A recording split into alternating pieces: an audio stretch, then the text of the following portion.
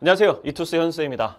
여러분들 6월 평가원 모의고사 잘 보셨는지 모르겠네요. 이번에 사회문화 같은 경우에는 그렇게 난이도가 어렵진 않았을 것 같습니다. 쌤이 어차피 총평 영상도 다시 찍을 테니까 그 총평 영상에서 이제 난이도라든지 어떤 전반적인 변화라든지 이런 것들은 참고하시면 될 것 같고, 요거는 이제 바로 전문항 해설이니까 1번부터 해가지고 바로 한번 본격적으로 문제로 들어가 보도록 하겠습니다. 바로 1번. 자연현상, 사회현상 문제죠. 요거 좀 헷갈렸다고 한 친구들이 좀 많더라고. 생각보다 조금 난이도가 있었던 문제인 것 같은데, 자연현상, 사회문화 현상이 보통은 쉽게 나오긴 하지만, 그리고 빨리 풀어야 되는 문제긴 하지만, 그렇다고 해가지고 너무 억지로 빨리 풀려고 하다가 잘못 보게 되면 이제 눈물 나는 상황이 발생할 수 있단 말이지, 수능에서. 항상 좀 꼼꼼하게 봐주시고 한번 들어가 보도록 하겠습니다. 기억. 사과에는 폴리페놀 화합물과 이를 산화시키는 효소가 포함되어 있다. 여긴 인간의 의도가 개입될 수가 없잖아, 그렇지? 사과 안에 어떤 속성들이, 요소들이 들어가 있다는 것 자체가, 어떤 화학 물질들이 들어가 있다는 것 자체엔 인간의 의도가 개입되는 게 아니니까 요거는 자연현상이라고 봐주시면 되겠고요. 항상 인간의 의도가 개입됐냐 안 개입됐냐를 가지고 판단하는 겁니다. 니은 사과의 껍질을 깎아서 공기 중에 노출시키면 산화가 일어나서 퀴논이라는 물질이 만들어진다 그러는데, 여기 주어가 따로 나와 있진 않아도 우리가 추측할 수는 있잖아. 사과의 껍질을 누가 깎아? 인간이 깎잖아. 공기 중에 노출시키는 것도 결국은 누가 하는 거야? 인간이 노출시키는 거잖아. 그런 상황이라고 생각을 해야 되겠죠. 이 사과가 그냥 가만히 있다가 껍질이 깎여지진 않는 거니까 인간이 하는 행동이다. 인간이 여러 가지 연구를 위해 가지고 관찰하기 위해서 하는 행동이다. 그런 의도가 들어가 있는, 인간의 의도가 들어가 있는 사회현상이다라고 봐주셔야 되겠습니다. 디귿. 갈색을 띠는 멜라닌 성분을 생성하는데 누가? 퀴논이라는 화학 물질이 갈색을 띠는 멜라닌 성분을 생성한다는 얘기니까 여긴 인간의 의도가 개입될 수가 없죠. 그러면은 자연현상이라고 봐주면 되고요. 리을. 깎은 사과 표면을 설탕 용액으로 코팅하는 것도 인간이 하는 행동이겠지, 당연히. 그치? 산소와의 접촉을 줄이는 방법을 인간이 그렇게 사용해가지고 활동을 하는 것이기 때문에 의도가 개입되는 자연현상이라고 봐주시면 되겠습니다. 그러면은 사회현상이죠. 사회현상. 잘못 적었죠? 사회현상. 인간의 의도가 개입되는 사회현상. 그럼 자사 이렇게 지금 가게 되는데, 1번. 자연현상은 당위법칙을 따른다. 자연현상은 이제 사실법칙과 존재법칙을 따른다고 표현을 하게 되고, 사회현상이 당위법칙이나 목적이나 규범 같은 걸 따른다고 얘기가 나오는 거기 때문에 자연현상은 당위법칙이 아니라 사실법칙 혹은 존재법칙으로 바꿔줘야 되겠다. 2번. 니은과 같은 사회현상은 확실성의 원리가 적용되는 게 아니라 확률성의 원리가 적용된다고 바꿔줘야 되잖아요. 자연현상은 확실성의 원리가 적용된다라고 표현을 하고, 그 확실성의 원리를 따른다는 얘기 자체가 예외가 없다라는 의미이기 때문에 자연현상의 대표적인 표현으로 사용되는 단어라고 생각을 하시면은 날려주셔야 되겠고, 확률성이라고 바꿔줘야 되겠고. 3번 디귿. 자연현상과 달리 니은 사회현상은 뭘 가치적이다 라고 지금 돼 있는데, 이거 주의해야 돼. 자연현상은 사회현상과 달리가 아니라 자연현상과 달리 사회현상이 몰가치적이다라고 돼 있는데, 사회현상은 가치 함축적이잖아. 사회현상은 기본적으로 인간의 가치가 개입될 수밖에 없기 때문에 몰가치가 아니라 가치 함축적이라고 바꿔줘야 될 것 같고, 요거 뭐 위치 바꿔줘도, 디귿이랑 니은이랑 위치 바꿔줘도 맞는 선지라고 볼 수 있겠죠. 4번 리을과 같은 현상에, 사회현상에 비해서 자연현상은 인과관계가 분명하다. 자연현상은 인과관계가 분명한 거 맞지? 사회현상은 인과관계가 불분명하고, 사회현상엔 예외가 너무 많기 때문에 인과관계를 정확하게 파악하기가 좀 어렵고, 자연현상은 인과 법칙의 지배를 받는다 이런 표현 써가지고 예외 같은 거 없는 상황이기 때문에 자연현상이 인과관계가 분명하고 사회현상은 상대적으로 불분명하다라고 보면은 4번이 정답이라는 거 어렵지 않게 찾을 수 있을 것 같습니다. 5번. 리을과 같은 사회현상과 달리 디귿과 같은 자연현상은 경험적 자료를 연구할 수 있다. 둘 다 경험적 자료를 연구할 수 있어. 둘 다 경험적 자료를 통해 가지고 무슨 연구를 한다 그럽니까? 형이하학적 연구를 한다 그러죠. 자연현상이나 사회현상이나 둘 다 형이하학적 연구가 가능하다. 혹은 과학적 연구의 대상이 될 수 있다. 이런 표현 다 쓸 수 있는 거기 때문에 공통점 잘 기억하고 계셨다면 무난하게 5번도 날리실 수 있지 않았을까. 그래서 정답은 4번이 되는 거 확인할 수 있습니다. 물론 그렇게 어려운 문제는 아니었지만 특히 좀 헷갈리는 거 아마 니은 같은 게 아니었을까. 공기 중에 노출된다 이런 표현만 보고 요거를 이제 인간의 의도가 딱히 개입되지 않다라고 그냥 대충 보고 넘어가는 친구들이 아마 요걸 자연현상이라고 적어가지고 문제를 틀린 경우가 좀 있지 않았을까 싶기는 합니다. 혹은 뭐 멜라닌 성분을 생성하는 것도 주어를 제대로 보지 않으면, 주체라는 개념을 제대로 보지 않으면은 이 멜라닌 성분을 인간이 생성한다 이렇게 생각을 할 수 있는데, 실제로는 퀴논이라는 화학 물질이 생성하는 것이기 때문에 요거랑 관련해서는 사회현상이 아닌 자연현상이다 이렇게 봐야 되는, 자연현상이랑 사회현상 문제에서 절대로 방심하지 말라고. 여기서 은근히 틀리는 친구들이 많기 때문에, 그리고 수능에서도 각 잡고 헷갈리게 만드는 문제들 자주 내기 때문에 항상 맥락을 파악하면서 꼼꼼하게 읽으려는 시도는 해주셔야 되겠다라는 말씀 드립니다. 2번. 다음 글에서 도출할 수 있는 사회문화 현상을 바라보는 필자의 관점이라고 얘기를 했어요. 사회문화 현상을 바라보는 관점이라는 표현이 발문에 적혀 있다는 걸 보고 바로 생각을 해야 되는 거죠. 아, 이거 기능론, 갈등론, 상상론 관련 문제 나오겠구나 라고 생각을 해줘야 된다고 쌤이 매번 얘기하고 있습니다. 그래서 제목 보고 파악하셔야 돼요. 개별 구성원의 이익과 집합체의 이익 간 불일치는 이거 안 읽고 있잖아. 뭐 개별 구성원, 집합체 이런 얘기 보잖아. 그럼 마치 실제로 명목론 문제인 것처럼 생각을 하게 될 수 있단 말이야. 그러니까 항상 발문을 잘 읽어줘야 된다고. 요거는 무조건 기능론이나 갈등론이나 상상론이랑 관련된 문제가 나올 때 쓰이는 발문에 나오는 제목이고 표현이다 라고 생각을 하고 들어가셔야 되겠습니다. 기갈상 중에 한번 찾아보자고. 개별 구성원의 이익과 집합체의 이익 간 불일치는 사회적 갈등으로 나타날 수 있어. 개인 한 명 한 명의 이익하고 공익, 말하자면 집단 전체의 이익하고는 좀 다를 수가 있어. 그리고 그 불일치 때문에 사회적 갈등도 나타날 수 있어. 그럼 갈등론일까요? 꼭 그런 건 아니야. 갈등이라는 단어를 기갈상에 다 설명은 할 수 있거든. 자기 나름의 방식으로. 그러니까 무조건 갈등론이라고 결론 내리고 가시면 안 됩니다. 이때 중요한 것은 서로 다른 개인들의 이익이 결국은 사회적 관계 내에서 작용한다는 거.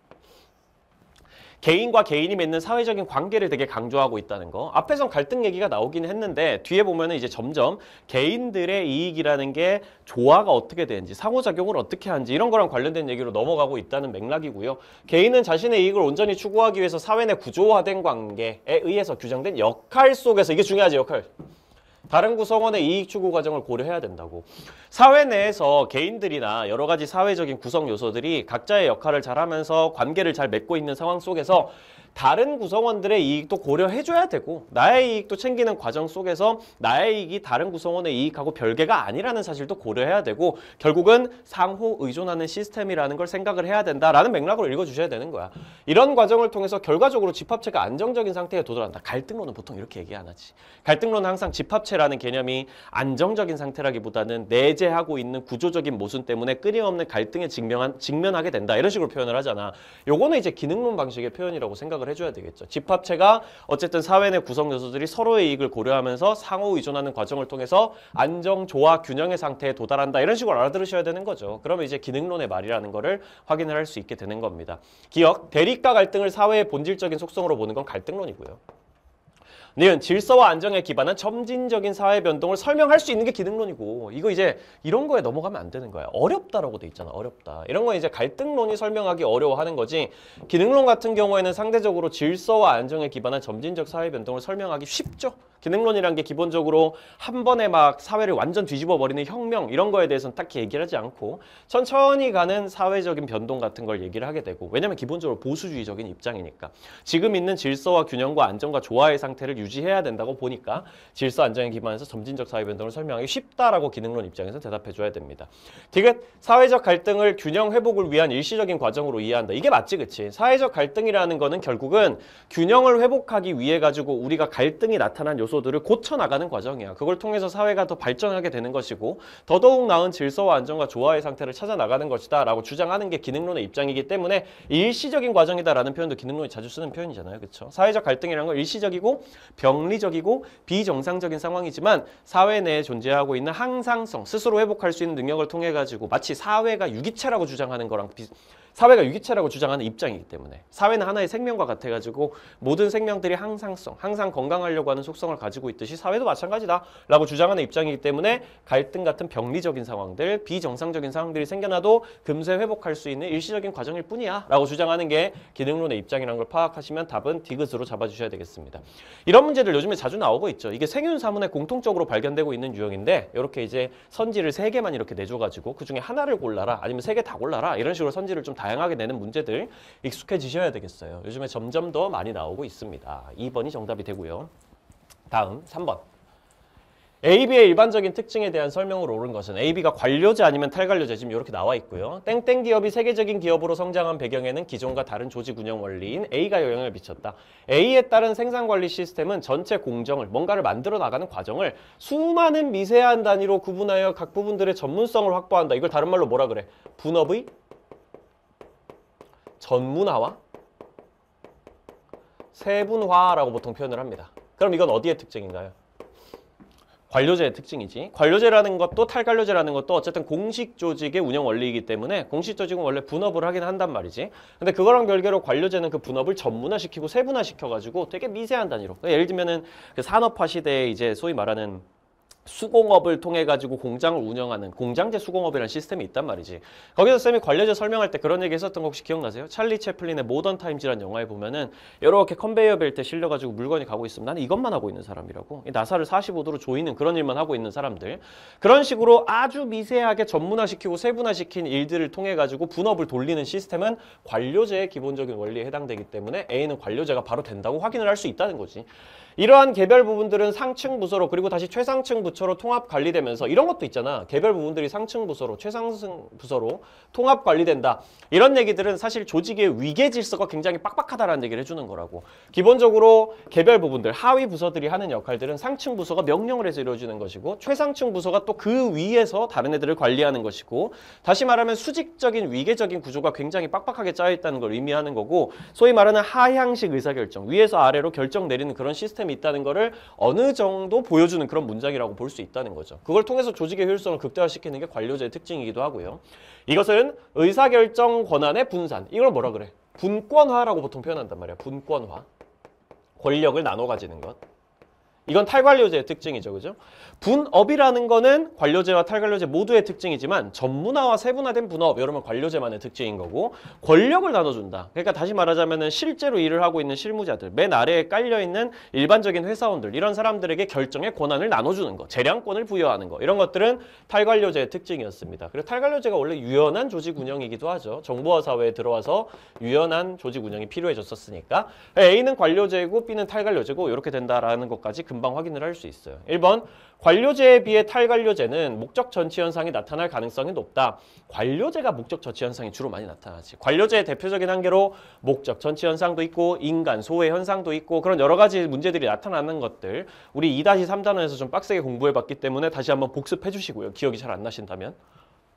위치를 바꿔줘야 되는 거지. 탈관료제에 비해서 관료제가 목적 전치 현상이 나타날 가능성이 높다라고 해주셔야 됩니다. 목적 전치 현상이 정확히 뭐였는지 기억나요? 관료제 조직이라 그러면 기본적으로 최종적인 목적은 결국 조직의 효율성 증대에 있잖아. 그래서 어쨌든 이게 조직이라는 게 예를 들면 병원이라고 치면은 환자를 치료하는 게 결국 병원의 궁극적인 목적인데도 이 매뉴얼이라는 거에 너무 잡혀버리는 거야. 관료제는 이제 소위 말하는 문서화된 업무 매뉴얼이라는 게 존재하기 때문에 그거에만 너무 집착을 하다 보니까 목적은 어느 순간 온데간데 없고 매뉴얼에만 너무 집착하는 그런 일들이 나타난다는 거지. 목적보다 이 수단으로 만들어진 매뉴얼이 앞서버리는 거. 이 병원에서 환자가 막 죽을 둥 살둥 하면서 막 앰뷸런스에 실려가 들어왔는데 간호사가 매뉴얼대로 해야 되니까 일단 환자분 여기 사인해 주세요. 막 숨 넘어가는데 그러고 있는 상황이 이제 말하자면 목적 전치 현상이란 말이야. 궁극적인 목적보다 수단이 앞서버리는 거. 그런 일이 관료제에서 주로 많이 일어난다고 생각해 주시면 되는 거죠.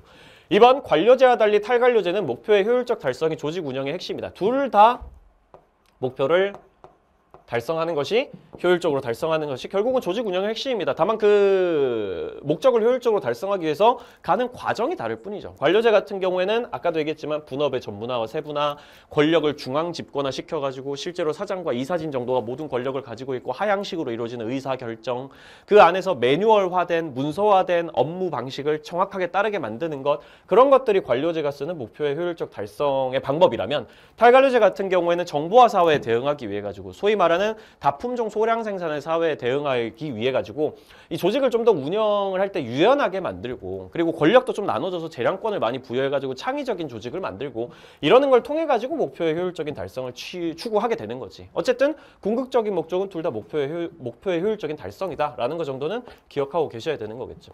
3번, 탈관료제에 비해 관료제는 업무 수행 과정의 예측 가능성이 높다. 왜 그러겠어? 매뉴얼이 있으니까. 문서화된 업무 수행 방식이라는 게 정확하게 규정이 되어 있으니까 업무 수행 과정에서 예측 가능성이 되게 높아질 수밖에 없어. 내가 30분 뒤에는 무슨 일을 하고 있을까? 매뉴얼에 30분 뒤에는 이렇게 하라고 써 있으니까 그냥 그대로 하면 되는 거야. 탈관료제 같은 경우에는 상대적으로 되게 자율성과 유연성이 많이 발휘돼야 되기 때문에 예측 가능성이 좀 떨어지거든요. 조직 구조가 내일 아침에 갑자기 바뀌게 될 수도 있고 내가 지금 하고 있는 업무의 방식이 내일 아침이 되면 갑자기 우리 이 일반적인 소비자들의 어떤 유행이 바뀌면서 소비자들의 수요가 바뀌게 되면서 새로운 상품을 개발해야 돼가지고 막 창의적으로 또 생각해야 되고 그런 것 때문에 탈관료제에서는 업무 수행 과정이든 조직 구조든 예측 가능성이 좀 낮고 관료제는 굉장히 높은 편이다. 관료제에서는 기본적으로 산업화 사회가 소품종 대량 생산 사회이기 때문에 유행이라는 게 그렇게 빠르게 바뀌지 않고 막 유연한 조직 구조 이런 거 별로 필요 없는 거야. 그냥 딱 짜여진 조직 구조에 맞춰가지고 그대로 매뉴얼화된 업무 수행 방식을 따라가기만 하면 되는 거기 때문에 관료제가 상대적으로 예측 가능성이 높다라고 당연히 얘기를 할 수가 있게 되는 겁니다. 4번 탈관료제와 달리 관료제는 공식적 규약과 절차에 의해서 구성원을 통제한다. 이렇게 얘기하면 맞아요, 틀려요? 공식적 규약과 절차에 의해 구성원을 통제하는 거 원래 공식 조직의 특징이야. 이건 쌤이 외우라고 맨날 그랬지. 이건 그냥 공식 조직의 특징이라고. 그러니까 탈관료제도 관료제도 어차피 공식 조직에 해당되기 때문에 이건 기본이란 말이야. 원래 공식 조직이라는 게 공식적 규약과 절차에서 구성원을 통제하는 2차 집단이잖아요. 1차 집단이 아니란 말이야, 공식 조직은. 그러니까 공식 조직이 2차 집단이라는 걸 생각하면 당연히 이 특징이 따라와야 되는 것이고, 쌤이 공식 조직이 이제 외우라고 할 때 그런 얘기 많이 하잖아. 공, 과위체, 분업, 공통 정도는 반드시 외워둬라. 이런 선지 풀기 위해서 필요하니까. 공식적인 규범으로 통제한다. 공통. 외워두면은 사실 관료제든 탈관료제든 공식 조직이니까 가치로 바꿔야 되겠다라는 식으로 무난하게 답이 나오게 될 수 있겠죠. 쌤이 뭘 외우라고 할 때는 그런 거에 대해 가지고 딱히 외울 필요도 없는데 막 억지로 니들 기강 잡기 위해 가지고 외우라고 하고 그런 게 아니란 말이죠. 반드시 외워야 되는 부분이기 때문에 공, 과위체, 분업, 공통 정도는 항상 외워둬라고 말씀을 드렸던 겁니다. 이런 문제를 풀기 위해서요. 5번. A, B 모두 연공서열에 따른 보상보다 성과에 따른 보상을 중시한다. 연공서열에 따른 보상을 중시하는 건 관료제고 성과에 따른 보상을 중시하는 건 탈관료제란 말이야. 성과와 능력에 따른 보상을 중시한다. 이렇게 나와 있으면은 성과 혹은 능력이 그냥 들어가도 되죠. 그러면은 요건 탈관료제고 요건 관료제이기 때문에 여기에 해당되는 선지는 탈관료제만 해당되고 관료제는 해당되지 않습니다. 이렇게 바로 날려줄 수가 있겠죠. 그렇게 되면 정답은 3번이 되겠습니다. 3번도 사실 그렇게 어렵지는 않았다. 문제 자체의 난이도로 보면은 굉장히 빨리 풀어낼 수 있는 그런 문제가 아니었을까 싶습니다. 잘못 보지만 않는다면요. 이번에 그 모의고사에서 6평에서 되게 많이 드러난 모습이 어떤 건지 아세요? 사실 그전에도 그런 식으로 문제가 나오지 않은 건 아니었지만 여기 이런 거 있잖아요. A에 비해 B는 이런 식으로 원래는 보통 뭐라고 써? A는 B에 비해 이런 식으로도 많이 쓴단 말이야. 이게 A랑 B의 위치를 문장 형태를 통해서 살짝 바꿔줘가지고 B는 이런 식으로 적어뒀을 때 좀 더 정확하게 풀 수 있는 선지들을 되게 많이 내고 있단 말이지. 쌤은 여러분들이 이런 선지들을 볼 때 이거 헷갈려가지고 틀린 친구들이 있다면은 아마 A랑 B를 위치를 바꿔가지고 보지 않았을까 싶은데 그런 경우에는 지금 뒤에 나와 있는 선지의 내용들이 무엇을 수식하는가. B는 이라고 돼 있고 B에 비해 A는 이런 식으로 돼 있다고 선지마다 동그라미를 이렇게 간단하게 치고 가면은 아무래도 함정에 빠질 가능성이 되게 많이 줄어들 겁니다. 이 정도는 좀 참고해가지고 앞으로 문제를 좀 풀어주셨으면 해요. 이 선지가 정확히 뭐랑 관련된 얘기인지에 대해 가지고 잘못 보면 이제 문제를 틀리게 된다는 거죠. 4번으로 한번 넘어가 보겠습니다. 4번. 문화의 속성 A의 사례에 대해서 조사한 내용을 발표해보라 그랬습니다. 보통 이런 식으로 교사가 얘기하는 문제 같은 경우에는 맨 아래쪽에 교사가 추가적으로 무슨 얘기를 하는지를 먼저 확인을 하고 시작을 하셔야 돼요. 갑이랑 을은 학생이기 때문에 틀릴 수도 있단 말이야. 하지만 사회문화 모의고사에서 교사 같은 경우에는 일종의 준신 비스무리한 존재이기 때문에 절대로 틀릴 수가 없단 말이지. 그러니까 갑을의 내용이 틀렸는지 아닌지 확인하기 위해서 사실 교사 얘기부터 먼저 봐야 돼요. 맨 아래 교사가 뭐라고 얘기하는지. 갑을 모두 잘 발표했대. 그러니까 갑이나 을이나 딱히 틀린 얘기는 안 했다는 거지. 그럼 그걸 통해 가지고 A가 뭐를 의미하는지 갑이랑 을이랑 둘 다 얘기를 하고 있을 테니까 A를 확인할 수 있고 이제 문제를 풀어나가면 되겠죠. 땡땡국에서는 자신의 공간을 자아의 연장이라고 생각하여 개인 사무실의 문을 닫거나 공용 사무실에 가림막을 세워 자신의 공간을 확보하려고 합니다. 이런 것들이 땡땡국 사람들 사이에서는 전혀 이상하게 여겨지지 않고 다 같이 그런 문화를 공유하고 있다는 얘기를 지금 하고 있는 거니까 A는 공유성이다라는 거를 금세 확인을 할 수 있다는 거죠. 근데 사실 그러면 1번이 답이어버려. A가 시작부터 그냥 공유성이다라고 나와버린 거니까. 혹시나 해가지고 을 체크해보니까 여기 같은 경우에도 세모세모국 사람들이 같은 종교 사상을 통해 원활하게 상호작용하고 있다라는 점 역시 공유성을 보여주는 거잖아. 사람들이 똑같은 문화를 공유하고 있으니까 그걸 통해 가지고 상호작용할 수 있다. 이런 얘기도 사실 공유성의 특징이라고 우리 앞에서 다 배웠던 내용들이잖아요. 저스트 디스 같은 곳에서. 그렇기 때문에 굉장히 무난하게 공유성인 거를 A가 공유성인 걸 찾아낼 수 있고 바로 1번으로 답을 체크하고 사실 넘어가시면 되는 거예요. 혹시나 여기 불안하다면 한 번만 다시 체크해 보시고 바로 문제 풀면 되는 거라는 뜻이죠. 어쨌든 그렇습니다. 그러고 나서 뭐 나머지 얘기들 조금만 보면은 사실 이런 걸 이제 이렇게 생각할 수도 있지. 땡땡국에서는 자기 공간을 자아의 연장이라고 생각을 하기 때문에 개인 사무실에 문을 닫거나 공용 사무실에 가림막을 세워서 자기 공간을 확보하려고 한다. 이런 것들이 막 총체성이라고 생각하는 친구들도 있었을 수도 있을 거야. 자기 공간이 자아의 연장이라고 생각을 하는 것 자체가 일종의 관념 문화라면은 공용 사무실에 가림막 같은 걸 세워가지고 자기 공간을 확보하는 일종의 업무 문화라는 거에 이 관념 문화가 연결이 되어 있어가지고 총체성 아닙니까? 이렇게 얘기를 할 수도 있는 건데 충분히 그렇게 생각할 수 있어요. 다만 여기 지금 A가 부각되어 있는 부분이 어디냐라고 물어보면 전혀 이상하게 여겨지지 않는다. 사람들이 똑같은 문화를 공유하고 있다는 얘기를 좀 더 강조하고 있기 때문에 A는 공유성이 되는 것이고, 여기도 보면은 뭐 종교 사상의 고대 토템 신앙의 근대 이후 절대적 신의 관념 및 구원의 개념들이 결합하여 오늘날의 모습을 갖추게 됐습니다. 이걸 뭐 총체성이라고 생각한다면 어느 정도 그렇게 생각할 수도 있겠죠. 고대 토템 신앙이라는 문화 요소에 근대 이후에 나타난 절대적 신의 관념 및 구원의 개념들이 합쳐져 가지고 뭔가 새로운 문화를 형성했다, 이렇게 볼 수 있는 거기 때문에 그런 것도 어떻게 보면 총체성이라고 봐줄 수도 있는 여지가 있어요. 다만 그거랑 별개로 위쪽에 A를 잘 보여주는 게 어떤 점이냐, 같은 종교 사상을 통해서 원활하게 상호작용한다, 이렇게 돼 있기 때문에 A는 공유성이다라고 파악을 하고 넘어가셔야 되는 거죠. 그럼 사실 1번이 답이 되는 거고요. 그 아래쪽에 교사 얘기를 자세히 보시면은 뭐 가를 보여준다는 점에서 A를 확인할 수 있습니다, 이렇게 돼 있으니까 이건 잘 모르고 공유성을 보여준다라는 내용이 여기 들어가면 되겠죠. 가에는 공유성을 보여준다고 하니까. 여기에 더해서 을이 발표한 세모국 사례는 문화가 세대 간 전승을 통해서 누적된다. 세대 간 전승을 통해서 누적된다라는 건 바로 뭘 생각해야 돼? 축적성을 바로 얘기를 해야 되지, 그치? 정확히는 세대 간 전승을 통해서 누적되면서 풍부해진다라는 표현까지도 완벽하게 들어가야 축적성을 정확하게 표현하는 표현이 됩니다만, 어쨌든 여기는 일부만 얘기를 해줘가지고 축적성도 잘 보여준다고 의뢰 사례를 얘기하고 있습니다. 잘 보면 그렇지. 고대 토템 신앙이 계속 내려오다가 거기에 추가적으로 절대적 신의 관념과 구원의 개념들이 합쳐져가지고 오늘날의 모습을 갖추게 됐다고 얘기를 하니까 이거 축적성이라고 얘기를 할 수 있겠죠. 원래 있었던 종교 신앙이 이후에 나타난 절대적 신의 관념, 구원의 개념 등이 결합되면서 좀 풍부해진다, 다양해진다, 이렇게 표현을 할 수 있을 거기 때문에 축적성 얘기도 하고 있는 거다라고 생각을 할 수 있겠습니다. 2번 A, 공유성은 문화가 후천적으로 학습됨을 의미한다. 이건 학습성이잖아, 그지? 바로 탈락. 3번 축적성은 문화가 구성원들의 사고와 행동에 동질성을 갖게 한다는 것을 의미한다. 이건 공유성이지, 그지? 사람들이 다 같은 문화를 공유하니까 사고와 행동이 좀 비슷비슷해진다, 이런 식으로 해석해 주시면 되겠죠. 그럼 요거는 A로 바꿔줘야 될 거고. 4번 가에는 공유성의 사례가 들어가야 된단 말이야. 각 부분이 유기적으로 결합된 하나의 전체임. 이건 총체성이잖아, 그치? 기본적으로 여기 공유성을 확인할 수 있다라고 해놨으니까 여기 공유성 얘기가 들어가야 되는 건데 총체성 얘기를 적어놨으니까 이건 총체성 얘기인데 틀렸습니다. 5번 가에는 시간이 흐르면서 그 형태나 내용이 변화됨이 들어갈 수 있냐. 이건 변동성 얘기잖아, 그치? 바뀐다는 얘기니까 공유성이랑 적절하지 않아요. 변동성의 예시입니다. 이런 식으로 해주시면 무난하게 이것도 1번이 답인 걸 알아낼 수가 있겠다. 다음 5번입니다.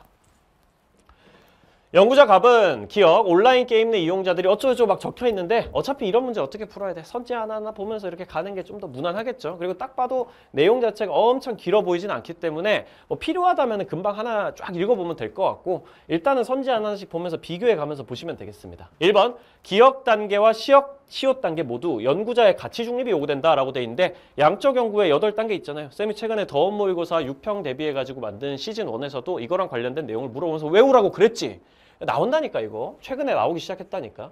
온라인 게임 내 이용자들의 사회적 관계 형성에 대한 이해를 연구 주제로 선정하는 건 다른 말로 뭐라 그럽니까? 문제 인식 단계, 다른 말로 주제 선정 단계, 이렇게 얘기하죠. 가치 중립이 요구되는 단계인가요? 가치 중립일 수가 없습니다. 처음에 문제를 인식하고 주제를 선정하는데 어떻게 가치가 개입이 안 될 수가 있어. 내가 어떤 주제를 선정할 땐 당연히 나의 주관이나 선호 같은 것들이 반영될 수밖에 없단 말이죠. 그러니까 기억 단계는 가치 중립이 요구되는 단계라고 표현할 수가 없어요. 시옷 단계는 맞습니까? 설문조사를 실시하고 분석하는 과정은 어떤 과정이라고 얘기를 할 수 있겠습니까? 자료 수집과 분석의 과정이지, 말하자면 설문조사를 해가지고 자료를 수집하고 그걸 분석하는 단계, 자료 수집과 분석이 함께 들어가 있는 단계라고 얘기를 할 수 있는데, 이 단계는 양적 연구 안에서 철저한 가치 중립의 단계가 맞거든. 요거 관련해가지고 기억이 잘 안 나시는 친구들은 반드시 저스트 디스로 돌아가셔가지고 1-3단원에서 양적 연구의 탐구 절차 8단계 그거 다시 한번 꼭 복습하시고 반드시 달달달 외워주시기 바랍니다. 쌤이 거기서 표 하나로 깔끔하게 정리를 해줬으니까 그거 외우는 것 자체는 그게 어렵진 않을 거예요. 반드시 외워주셔야 됩니다. 어쨌든 자료 수집과 분석의 단계는 원래 가치 중립의 단계가 맞단 말이야. 가치 중립이 요구되고 가치 중립이 가능한 단계이기 때문에 철저하게 나의 주관과 선호는 배제하고 수집하는 건 연구 설계에 따라서 정해진 대로 수집만 한다. 분석하는 것도 철저한 과학적 탐구 방식에 입각해가지고 철저하게 분석을 한다. 이렇게 가면 되는 거기 때문에 시옷은 맞고 기억은 틀렸다라고 볼 수 있겠죠. 2번 미음에서 비읍은 표본 집단, 이응은 모집단에 해당된다라고 돼 있는데 미음은 뭐냐면 추가 연구야. 이 추가 연구에서 비읍은 표본 집단이 맞나? 라고 체크를 해보면 되는 거지. 온라인 게임 이용자 1000명을 무작위로 추출해서 설문조사를 한 다음에 그걸 통해 가지고 자료를 분석했잖아요. 그러면은 이 사람들은 표본 집단이 맞지. 실제로 우리의 관찰 대상이 되는 집단, 표본 집단이 맞는 거고, 이응은 모집단에 해당되는 게 맞나? 온라인 게임에만 참여한 사람들. 잘 봐. 모집단이라는 걸 확인을 하기 위해 가지고는 결국 주제나 아니면 가설을 봐야 된단 말이지. 맨 위쪽에 보면 연구 작업은 온라인 게임 내 이용자들의 사회적 관계 형성에 대한 이해를 연구 주제로 설정했다고 돼 있으니까 모집단은 결국은 온라인 게임 내 이용자들이란 말이야. 그러면 온라인 게임에 참여한 사람들이 모집단 아닌가요? 라고 생각을 할 수 있겠지만 잘 생각을 해보세요. 여기서 온라인 게임에만 참여한 사람들은 결국 어디 안에 있는 사람들입니까? 여기 1000명 안에 있는 사람들이에요. 온라인 게임 이용자 1000명을 무작위로 추출을 해가지고 그 안에서 온라인 게임에만 참여한 사람들을 또 끄집어내가지고 그걸 가지고 뭔가 분석을 한 거잖아. 그러니까 표본 집단 안에 있는 일부 집단이란 말이야. 이건 모집단이 안 되지. 모집단은 뭐예요? 이 표본 집단을 넘어서 가지고 실제로 전 세계에서 온라인 게임 안에 있는 이용자들을 다 의미하는 표현이잖아. 근데 여기는 명백하게 요 1000명 안에서 지금 끄집어내 가지고 지금 얘기를 하고 있는 거란 말이야. 온라인 게임에만 참여한 사람들을 지금 얘기를 하고 있는 상황이란 말이지.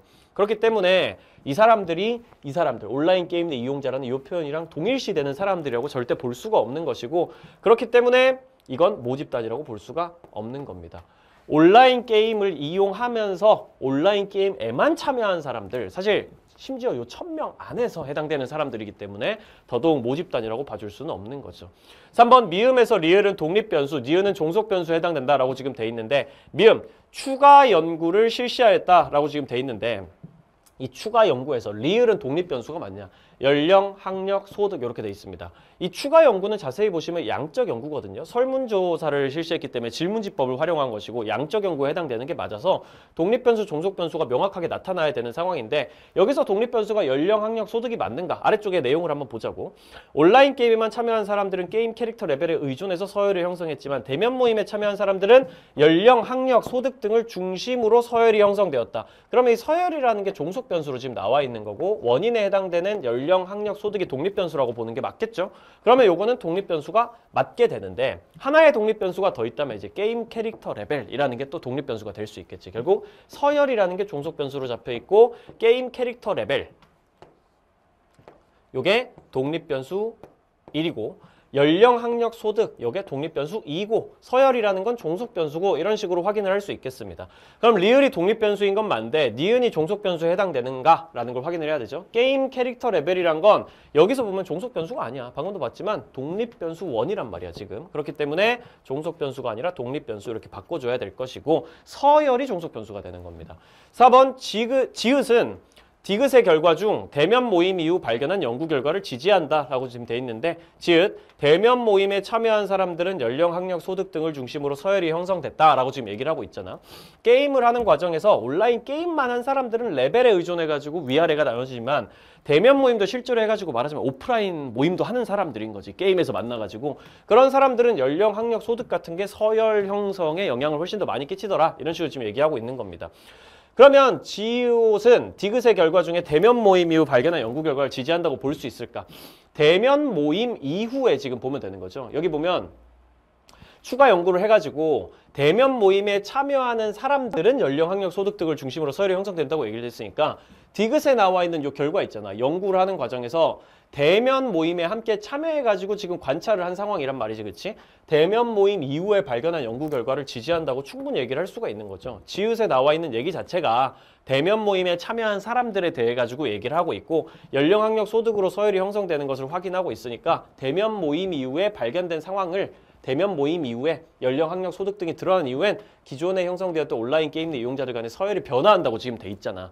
아, 연령, 학력, 소득이라는 게 서열에 영향을 미치는 상황들이 여기서 확인이 됐구나 라고 얘기를 할 수가 있는 거죠. 그러니 이 연구 결과가 연결되어 있다. 지읒에 나와 있는 이 분석 결과가, 이렇게 생각을 할 수 있겠습니다. 5번 디귿과 미음은 모두 양적 연구이다 라고 돼 있는데, 디귿에 나와 있는 연구는 잘 보면 양적 연구가 아니에요. 왜냐면 온라인 게임에 접속해서 10개월 동안 게임 이용자로 활동하면서 선행 연구 결과를 재확인한 거거든. 그럼 요거 뭐야? 참여관찰법이지. 실제로 이 사람들과 함께 일종의 일상생활 비스무리한, 물론 온라인 공간에서 했지만 그것도 일상생활이라고 볼 수 있습니다. 평소에 이 사람들의 생활 방식을 온라인 속에서 보는 거죠. 그걸 통해 가지고 참여관찰법을 실시한 거고, 두 번째 같은 경우에 설문조사를 했다고 나와 있으니까 요거는 질문지법에 해당된단 말이야. 그럼 참여관찰법은 질적 연구의 방법이고 질문지법은 양적 연구의 방법이기 때문에 디귿 같은 경우에는 양적 연구가 아니죠. 이건 질적 연구고, 미음이 양적 연구에 해당됩니다 라고 보시면은 어쨌든 5번 선지는 틀렸고 4번 선지가 맞다라는 거를 다시 한번 확인을 할 수가 있다는 거죠. 6번 넘어갑니다.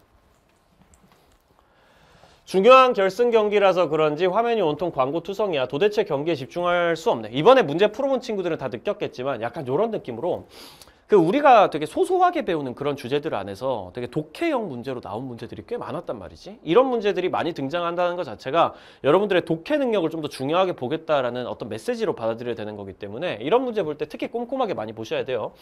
화면이 광고 투성이래. 이 얘기가 되게 중요하지, 그렇지? 그래서 경기에 집중할 수가 없대잖아. 그건 대중문화가 뭐 하기 때문이야. 마찬가지로 요즘 드라마에도 뜬금없이 상품을 노출하는 PPL 얘기하는 거잖아. 그럼 PPL 때문에 집중이 안 돼 이런 얘기하고 있습니다. 그러면 여기 나와 있는 광고 투성이야. 상품 노출이 너무 심해. 이런 거랑 관련한 내용을 그냥 찾아보면 되는 거죠. 계층 간 문화적 차이를 줄이기 때문이야. 이거 좀 말이 안 되지. 물론 대중문화는 계층 간의 문화적 차이를 줄여주는 부분이 있어. 그런 걸 이제 보통 문화민주주의라 그러거든.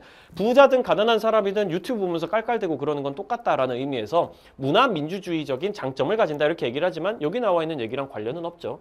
2번 지나치게 상업적인 성격을 띠기 때문이야. 이게 답이지, 그치? 지나치게 상업적이고 자본주의에 녹아 있으니까 그렇기 때문에 PPL을 너무 열심히 하려고 하고 광고도 너무 많고 이렇게 되는 거잖아. 그러니까 요게 맞는 2번이 정답이 되겠습니다. 3번 개인의 독창성과 개성을 약화시키는 거랑 상관이 없지. 상품 노출 많이 하고 광고 많이 띄우고 이런 거는. 물론 실제로 대중문화의 단점이기는 하지만 4번 선정적이고 폭력적인 내용을 담고 있는 것도 대중문화의 단점이 맞지만 요거랑은 관련이 없죠. 상품 노출 광고랑은. 5번 사회 문제에 대한 대중의 관심을 다른 곳으로 돌리는 거. 아니 이거는 보통 정치랑 관련해가지고 이 정치적인 문제가 있을 때 이 소위 지배층 혹은 뭐 독재 세력 이런 사람들이 대중문화를 활용해가지고 대중의 관심을 다른 곳으로 돌리기 위해서 소위 말하면 옛날에 우리나라의 3S 정책 뭐 스크린, 스포츠, 섹스 이렇게 해가지고 대중들의 관심을 다른 곳으로 돌리기 위해 가지고 정치적으로 악용하든 그런 얘기를 하는 건데 이거랑 직접적인 관련은 없죠. 이건 말하자면 돈 벌기 위한 기업들의 개입인 거고 정치적인 얘기랑은 관련이 없다라고 생각을 해주시면 되겠습니다. 그러면 답은 2번으로 그렇게 어렵지 않게 찾을 수 있는 저난이도의 문제기는 해요. 근데 여러분들이 이런 문제를 자주 보지 않다 보니까 좀 당황할 수는 있는데 실제로 이런 여러분들이 못 본 느낌의 문제, 못 본 주제가 나오는 경우에는 그 주제가 굉장히 어렵게 나올 가능성은 굉장히 떨어집니다. 그렇기 때문에 너무 긴장하지 마시고 에이 못 본 내용이지만 그렇게 어렵진 않을 거야 라고 생각하고 문제 푸시면 된다라는 거.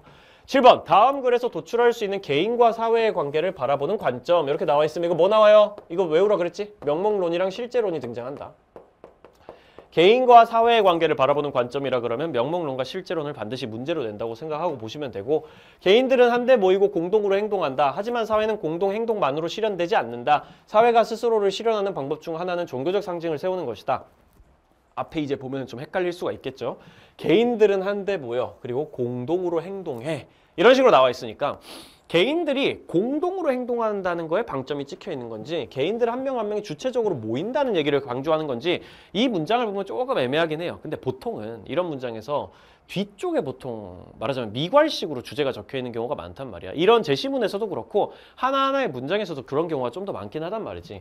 공동으로 행동한다는 얘기에 방점이 찍혀 있다고 생각을 한다면 실제로는 조금 가까운가? 집단 전체를 중요시하는 그런 맥락으로 이해를 할 수 있을 거고 하지만 사회는 공동행동만으로 실현되지 않는다라는 얘기를 딱 보는 순간 공동행동이 아니라 그럼 개인들이 한데 모인데 방점이 찍히는 건가? 개인들의 주체적인 행동 이런 걸 강조하는 명목론인가? 이런 생각이 들 수밖에 없어. 근데 뒤쪽으로 이제 가봐야 된다고. 다 읽어봐야 된다고.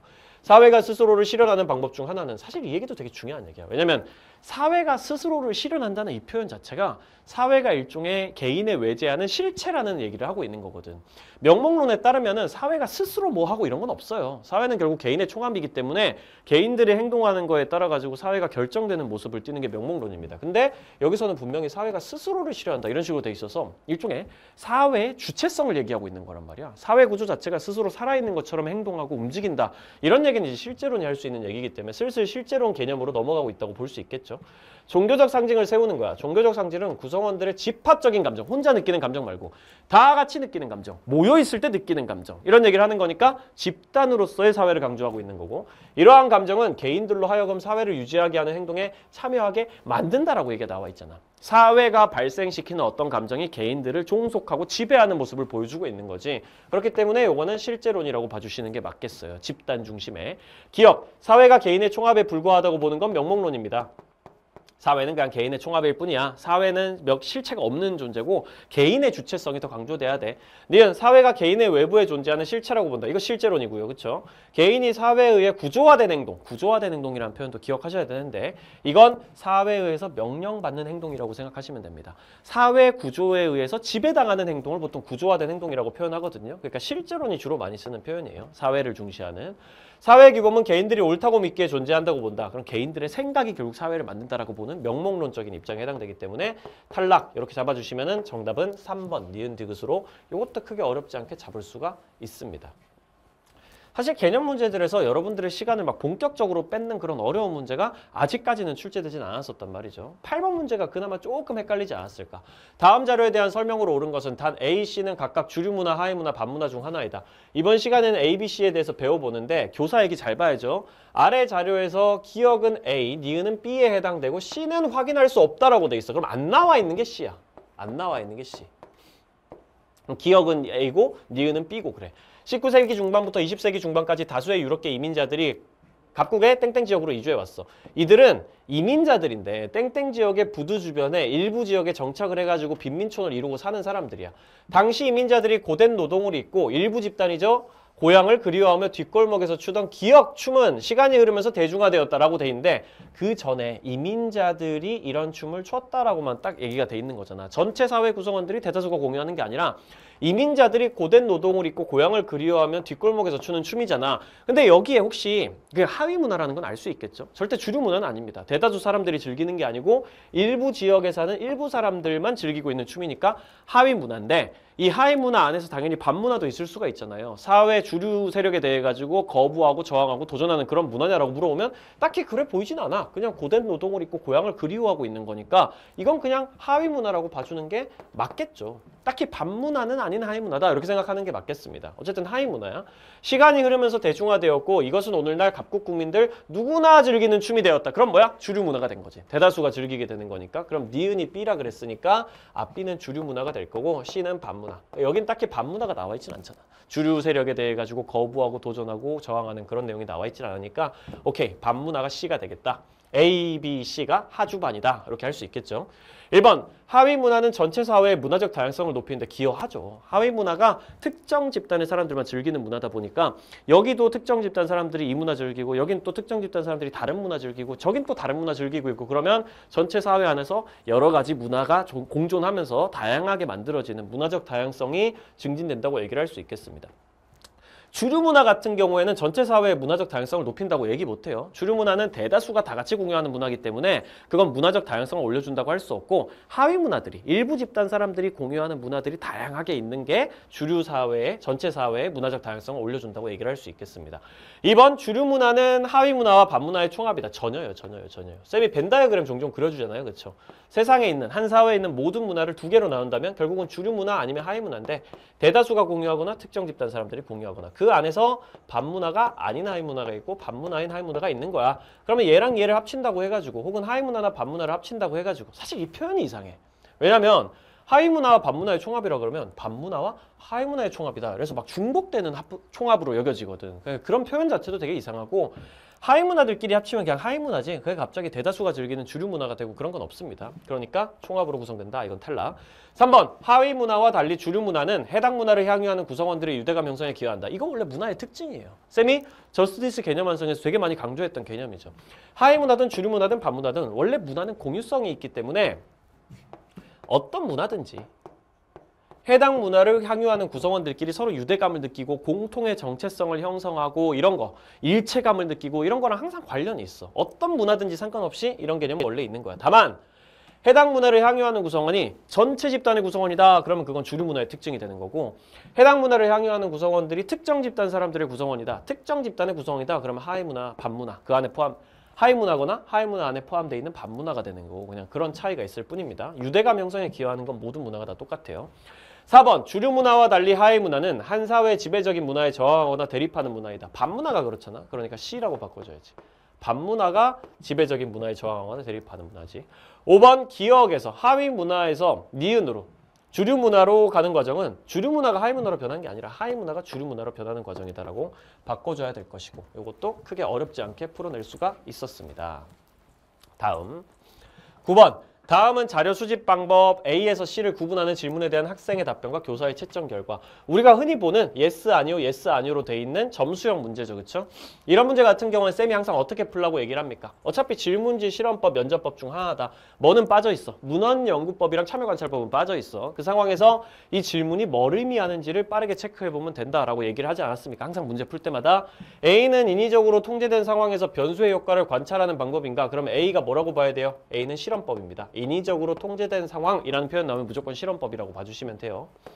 변수의 효과를 관찰한다. 이러면 이제 말하자면은 그 양적 연구에 해당되는 거고, 인위적으로 통제된 상황 이런 표현이 나오면 이건 무조건 실험법에 해당되는 선지라고 보셔야 됩니다.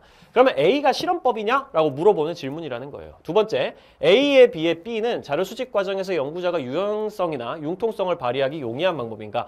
이것도 쌤이 외우라고 얘기했었는데 저스디스에서 이거는 면접법의 특징입니다. 유연하게, 융통성 있게 하기가 쉬운가? 이렇게 나오면 무조건 면접법이라고 기억을 해주시면 되거든요. 그러면은 B가 면접법이라고 얘기하고 있는 내용입니다. 가끔씩 쌤 참여관찰법은 유연성이나 융통성을 발휘하기 용이하지 않나요? 라고 물어보는데 참여관찰법 같은 경우는 애초에 여기 없으니까 이 문제에서는 사실 고려할 필요도 없고, 참여관찰법을 여기다가 넣어준다고 해도 참여관찰법은 딱히 해당 안 돼요. 참여관찰법 같은 경우에는 좀 뭐랄까 이런 표현을 쓰죠. 참여관찰법은 막 원주민들이나 애기들한테 많이 쓰잖아. 원주민들이 창 들고 쫓아오는 상황들이 있을 수 있다고.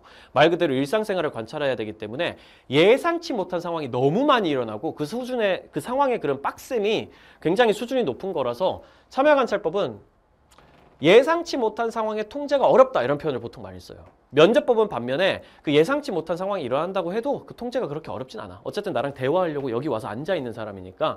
참여관찰법은 상대적으로 예상치 못한 상황의 통제가 어려움. 면접법은 유연성이나 융통성을 발휘하기가 좀 쉬움. 이런 식의 표현을 쓴다는 거 기억해주고 넘어가시면 되고요. 어쨌든 이건 B가 면접법이라고 얘기하고 있는 질문입니다. 세 번째 질문. B에 비해 C는 주로 양적 연구에서 활용하는 자료 수집 방법인가? 근데 지금 C의 후보가 지금 3개가 있잖아. 질문지, 실험법, 면접법인데 양적 연구에서 주로 활용되는 건 질문지법이랑 실험법이니까 C는 질문지법 아니면 실험법이다라고 말하는 선지인과 동시에 B에 비해서 C가 그렇다고 얘기했으니까 B는 상대적으로 양적 연구에서 활용하는 방법이 아니라는 거잖아요. 그럼 B가 뭐겠습니까? 면접법이라고 주장하는 선지다. 이렇게 하나로 딱 결론 내릴 수 있는 거를 이런 식으로 적어주면 제일 깔끔하게 문제를 풀 수 있겠죠. C가 이제 질문지 아니면 실험법이다라고 얘기하고 있다는 건 결국은 C가 아니라 B는 면접법이다라는 얘기를 지금 하고 있는 거나 마찬가지니까 이런 식으로 적을 수 있다는 겁니다. 그렇게 되면 어떻게 돼요? B가 면접법이다라고 주장하는 같은 질문이 됩니다. 두 번째랑 세 번째 질문이 사실상 같은 걸 물어보고 있다는 뜻이죠. 근데 갑 같은 경우에 잘 봐봐. 3점 맞았지. 근데 이 똑같은 질문에 대해 가지고 하나는 아니오라고 대답했고 하나는 예스라고 대답했단 말이야. 만약에 B가 면접법이라면은 이게 맞았고 이게 틀렸을 거고, 만약에 B가 면접법이 아니라면 아니오라고 대답한 게 맞았고 얘라고 대답한 게 틀렸을 거예요. 그죠? 그러니까 우리가 지금 A, B, C가 정확하게 뭔지는 모르지만 확실한 거는 갑이 요 둘 중에 하나는 맞았고 하나는 틀렸다는 겁니다. 이 중에서 틀린 애가 나온 거예요. 이게 O 아니면 X가 하나씩 지금 들어가 있는 상황이라는 거야. 그러면 이 중에서 하나는 무조건 틀렸지? 그러면은 3점이 나오려면은 요 중에서 하나가 틀렸으면은 나머지 2개 무조건 맞아야 되잖아. 그지? 그래야지만 3점이 나오겠지. 그러니까 이거 2개는 무조건 맞췄다라고 생각을 하시면 되는 겁니다. 이런 식으로 가정을 하면서 가셔야 되는 거예요. 아, 이게 어차피 똑같은 질문인데 여기에 서로 다른 대답을 해버렸으니까 둘 중에 하나는 틀렸겠네? 근데 둘 중에 하나라도 틀렸으면은 나머지 3개는 다 맞아야 되니까 얘네 둘은 무조건 맞고 시작하겠네? 그러면 오른쪽으로 쭉쭉쭉 갈 수 있죠. 그렇죠? 똑같은 질문에 yes라고 대답해서 맞췄으니까 아니오라고 대답해서는 틀렸을 겁니다. 똑같은 질문에 아니오라고 대답해서 맞췄으니까 아니오라고 대답해서 맞췄고 yes라고 대답했으면 틀렸을 거예요. 그럼 하나 더 나오지, 그지? 뭐가 나와? 여기 1점이니까 지금 여기 맞춘 거 이미 나왔잖아. 그럼 얘네 둘은 틀렸을 거야 라는 거 바로 나올 거고, 여기 2점이잖아. 근데 2개를 틀려버렸잖아. 그럼 얘네 둘은 맞췄을 거야 라는 게 바로 나오는 거죠. 아니오라고 대답해서 틀렸으니까 여기도 아니오라고 대답해서 틀렸을 거고요. 아니오라고 대답해서 틀렸으니까 여긴 예스라고 대답해서 맞췄을 겁니다. 이렇게 전부 다 나오는 거지. 그럼 기억은 뭐야? 아니오라고 대답해서 틀렸으니까 맞추려면은 기억은 예스라고 대답해야 되겠다라는 것까지 나오는 거죠. 그럼 1번 틀리고요. 예로 바꿔줘야 되고요. A, B, C가 뭔지도 확인을 할 수 있습니다. A가 실험법이냐고 물어봤는데 yes가 정답이에요. 그럼 실제로 A가 실험법이란 뜻이고요. B가 면접법이냐고 물어봤는데 yes라고 대답해서 맞췄어요. 그럼 실제로 B가 면접법이란 뜻입니다. 그럼 나머지 질문지법이 C에 들어가면 되겠고요. 실면질 이렇게 되는 거죠. 그럼 선지 한번 풀어보겠습니다. 2번 실험법에 비해 면접법은 독립변수와 종속변수의 관계를 검증하는 연구. 이게 뭐야? 독립변수, 종속변수 관계 검증하는 연구? 양적 연구란 말이야. 양적 연구. 양적 연구가 면접법을 통해서 하기에 적합합니까? 아니잖아요. 그렇죠? 실험법을 하기에 적합하죠. B에 비해 A는 이렇게 바꿔줘야 되겠습니다. 3번 면접법과 달리 질문지법은 조사 대상자와의 언어적 상호작용이 필수적이다. 둘 다 언어적 상호작용이 필수적인 자료 수집법이잖아. 면접법은 언어적으로 이 언어 말하자면은 음성 언어를 통한 대화가 필수적이라고 어느 정도 얘기를 할 수 있고, 질문지법 같은 경우는 상대적으로 문자 언어를 통해 가지고 자료를 수집하는 일반적인 과정이라고 얘기를 할 수 있으니까 둘 다 언어적 상호작용이 필요하기는 하다, 필수적이다라고 얘기를 할 수 있습니다. 4번 질문지법과 달리 실험법은 조사 대상자의 주관적 인식을 파악할 수 있다. 질문지법이든 실험법이든 다 주관적 인식을 파악할 수 있어요. 우리가 알고 있는 자료수집법, 특히 1차 자료수집법, 질문지법, 실험법, 면접법, 참여관찰법은 다 조사 대상자와 소통하는 과정이고 그 과정에서 주관적 인식을 파악하는 게 당연히 가능한 것이기 때문에 X라고 보시면 됩니다. 주관적 인식을 파악할 수 있다는 건 쌤이 저스트디스 개념 현상에서 많이 얘기했죠. 양적 연구든 질적 연구든 기본적으로 주관적 인식을 파악하는 게 불가능한 건 아니에요. 양적 연구도 주관적 인식을 파악할 수 있습니다. 질문지법으로도 파악할 수 있다고. 여러분들의 주관적 인식을 파악하는 가장 대표적인 질문지법이 뭐라고? MBTI라고. 여러분들의 삶의 태도, 가치관, 여러분들의 내향적 성향, 외향적 성향 이런 걸 물어보면서 조사를 하잖아. 다만 면접법이나 참여관찰법처럼 질적 연구 방법의 자료 수집법과는 좀 다르게 깊이, 심층적으로 들어가진 좀 못하지. 그래도 주관적 인식을 파악은 할 수 있다. 어떤 자료 수집법이든지. 5번 가에는 뭐가 들어가야 돼요? 지금 아니오라고 대답해서 맞췄으니까 가의 정답은 아니오인 질문이 지금 들어가야 된단 말이지. 그러니까 틀린 내용이 들어가야 된다는 거야. 면접법에 비해 질문지법은 소수의 응답자로부터 깊이 있는 정보를 수집하기 용이한 방법인가? 아니잖아. 질문지법은 보통 대량을 대상으로 하는 거고 대량의 다수를 대상으로 대량의 자료를 수집하는 것이고 그 과정에서 깊이 있는 정보를 수집하기엔 불리하단 말이야. 면접법이 오히려 유리하지. 그러니까 이 선지는 B랑 C랑 위치를 바꿔줘야 되는 선지에 해당이 되고요. 어쨌든 정답이 아니오인 틀린 내용이 들어가고 있는 겁니다. 근데 틀린 내용이 들어가면 되잖아. 아니오가 정답이면 되기 때문에 들어갈 수 있다라고 대답을 해주면 되는 5번이 정답인 문제가 된다라고 얘기를 할 수가 있겠죠. 이것도 지금까지 쌤이랑 같이 이런 점수형 문제들에 대해 가지고 모의고사를 통해서도 개념 완성을 통해서도 어느 정도 얘기를 들어왔던 친구들은 무난하게 풀었을 거라 믿기는 합니다만 이런 부분에 대한 훈련이 좀 부족할 수는 있단 말이지. 그래서 쌤이 다음 커리큘럼에 이제 타임 어택이라는 커리큘럼에서 이런 문제들만 또 모아가지고 보여줄 생각이에요. 그 커리큘럼 자체가 유형을 이렇게 정리해가지고 보여주는 거기 때문에 하나의 유형을 그냥 끝까지 파는 그런 방식으로 문제를 풀어나가면서 익숙해지게 만들어드릴 예정입니다. 그 커리큘럼으로 이런 문제에 특히 어려움 느끼시는 분들은 그 커리큘럼 바로 따라오시면 되겠어요. 타임 어택 커리큘럼. 10번 다음 자료에 대한 분석으로 옳은 것은 첫 번째로 나온 이제 통계 문제고요. 그렇게 어렵진 않았던 것 같아요. 쌤이 이런 문제 풀 때마다 항상 어떻게 하라 그랬지? 갑을 병으로 이렇게 색깔이 구분돼 있으면 적어. 이렇게 갑, 을, 병, 갑, 을, 병, 갑, 을, 병 이런 식으로 적어가지고 조금 귀찮아도 이렇게 만들어 놓고 가시는 게 좋겠고, 그리고 사실 여기 보면은 이게 퍼센트가 지금 이렇게 선 형태로 이렇게 제시가 돼 있잖아. 그럼 이런 것도 사실 선 하나하나 보려면 귀찮다고. 그러니까 적자. 그냥 이런 건 적는 게 낫지. 10%, 10%, 여기는 20%, 여기는 선 이렇게 찾아보면은 60%, 여기는 70%, 여기는 30%, 30%, 10%, 60% 이런 식으로 적어가지고 하는 게 당연히 더 깔끔하다고. 여기서 추가적으로 따로 표를 만들어가지고 갑을 병국의 ABC를 막 계산하고 이런 것까지는 할 필요는 없을 것 같아. 요 안에서 봐도 충분할 것 같거든. 한번 가보자고. A에서 C는 각각 상중, 하중 하나인데 한 국가 내에서 C에서 A로의 이동은 상승 이동, C에서 B로의 이동은 하강 이동. 이렇게 돼 있으면 C가 뭔지 무조건 나오는 거죠. 어떤 특정 계층에서 상승 이동도 되고 하강 이동도 되고, 그럼 그 계층은 뭐겠습니까? 당연히 중층이에요. 중층에서 위로도 올라갈 수 있고 아래로도 내려갈 수 있죠. 하층 같은 경우에는 거기서 더 아래로 내려가는 하강 이동이 불가능하고, 상층 같은 경우에는 여기서 더 위로 올라가는 상승 이동이 불가능한 거기 때문에 상승 이동도 하강 이동도 가능하다. 그러면 C가 중층이다라고 파악을 하셔야 되는 겁니다. 그러면 중층에서 위로 올라가는 게 상승 이동이 A로의 이동이라고 그랬으니까 A가 상층일 거고요. 당연히. 중층에서 아래로 내려가는 하강 이동이 B로의 이동이다. 그러면은 B는 하층이겠죠. 이렇게 상하중 순서로 간다는 걸 확인을 할 수 있습니다. 그러면 하나씩 보자고. 어차피 문제에서 근데 생각해봐봐. 어차피 갑을 병국에 피라미드, 모래시계, 다이아몬드 이런 거 물어볼 거란 말이야. 슬쩍 보면은 뭐 피라미드형이다 이런 거 문제로 나오잖아요. 그리고 뭐 사회 안정성이 높다 이런 것도 선지에 보면 슬쩍 있잖아. 그러니까 갑을 병국 사회 계층 구성 비율에 따른 계층 구조 한번 정하고 가자고. 피라미드인지 다이아몬드인지 이런 것들. 갑국부터 볼게요. 상, 중, 하 순서로 봐야 됩니다. 10%, 30%, 60% 이렇게 가니까 아래로 갈수록 커지죠? 그럼 갑국은 피라미드형. 이렇게 잡아줄 수 있고, 을국 같은 경우에는 20%, 60%, 맞아? 20%, 10%, 70% 이렇게 가는 거죠. 20%, 10%, 70% 이런 식으로 가니까 중층이 제일 낮은 모래시계형 계층 구조인 거고요.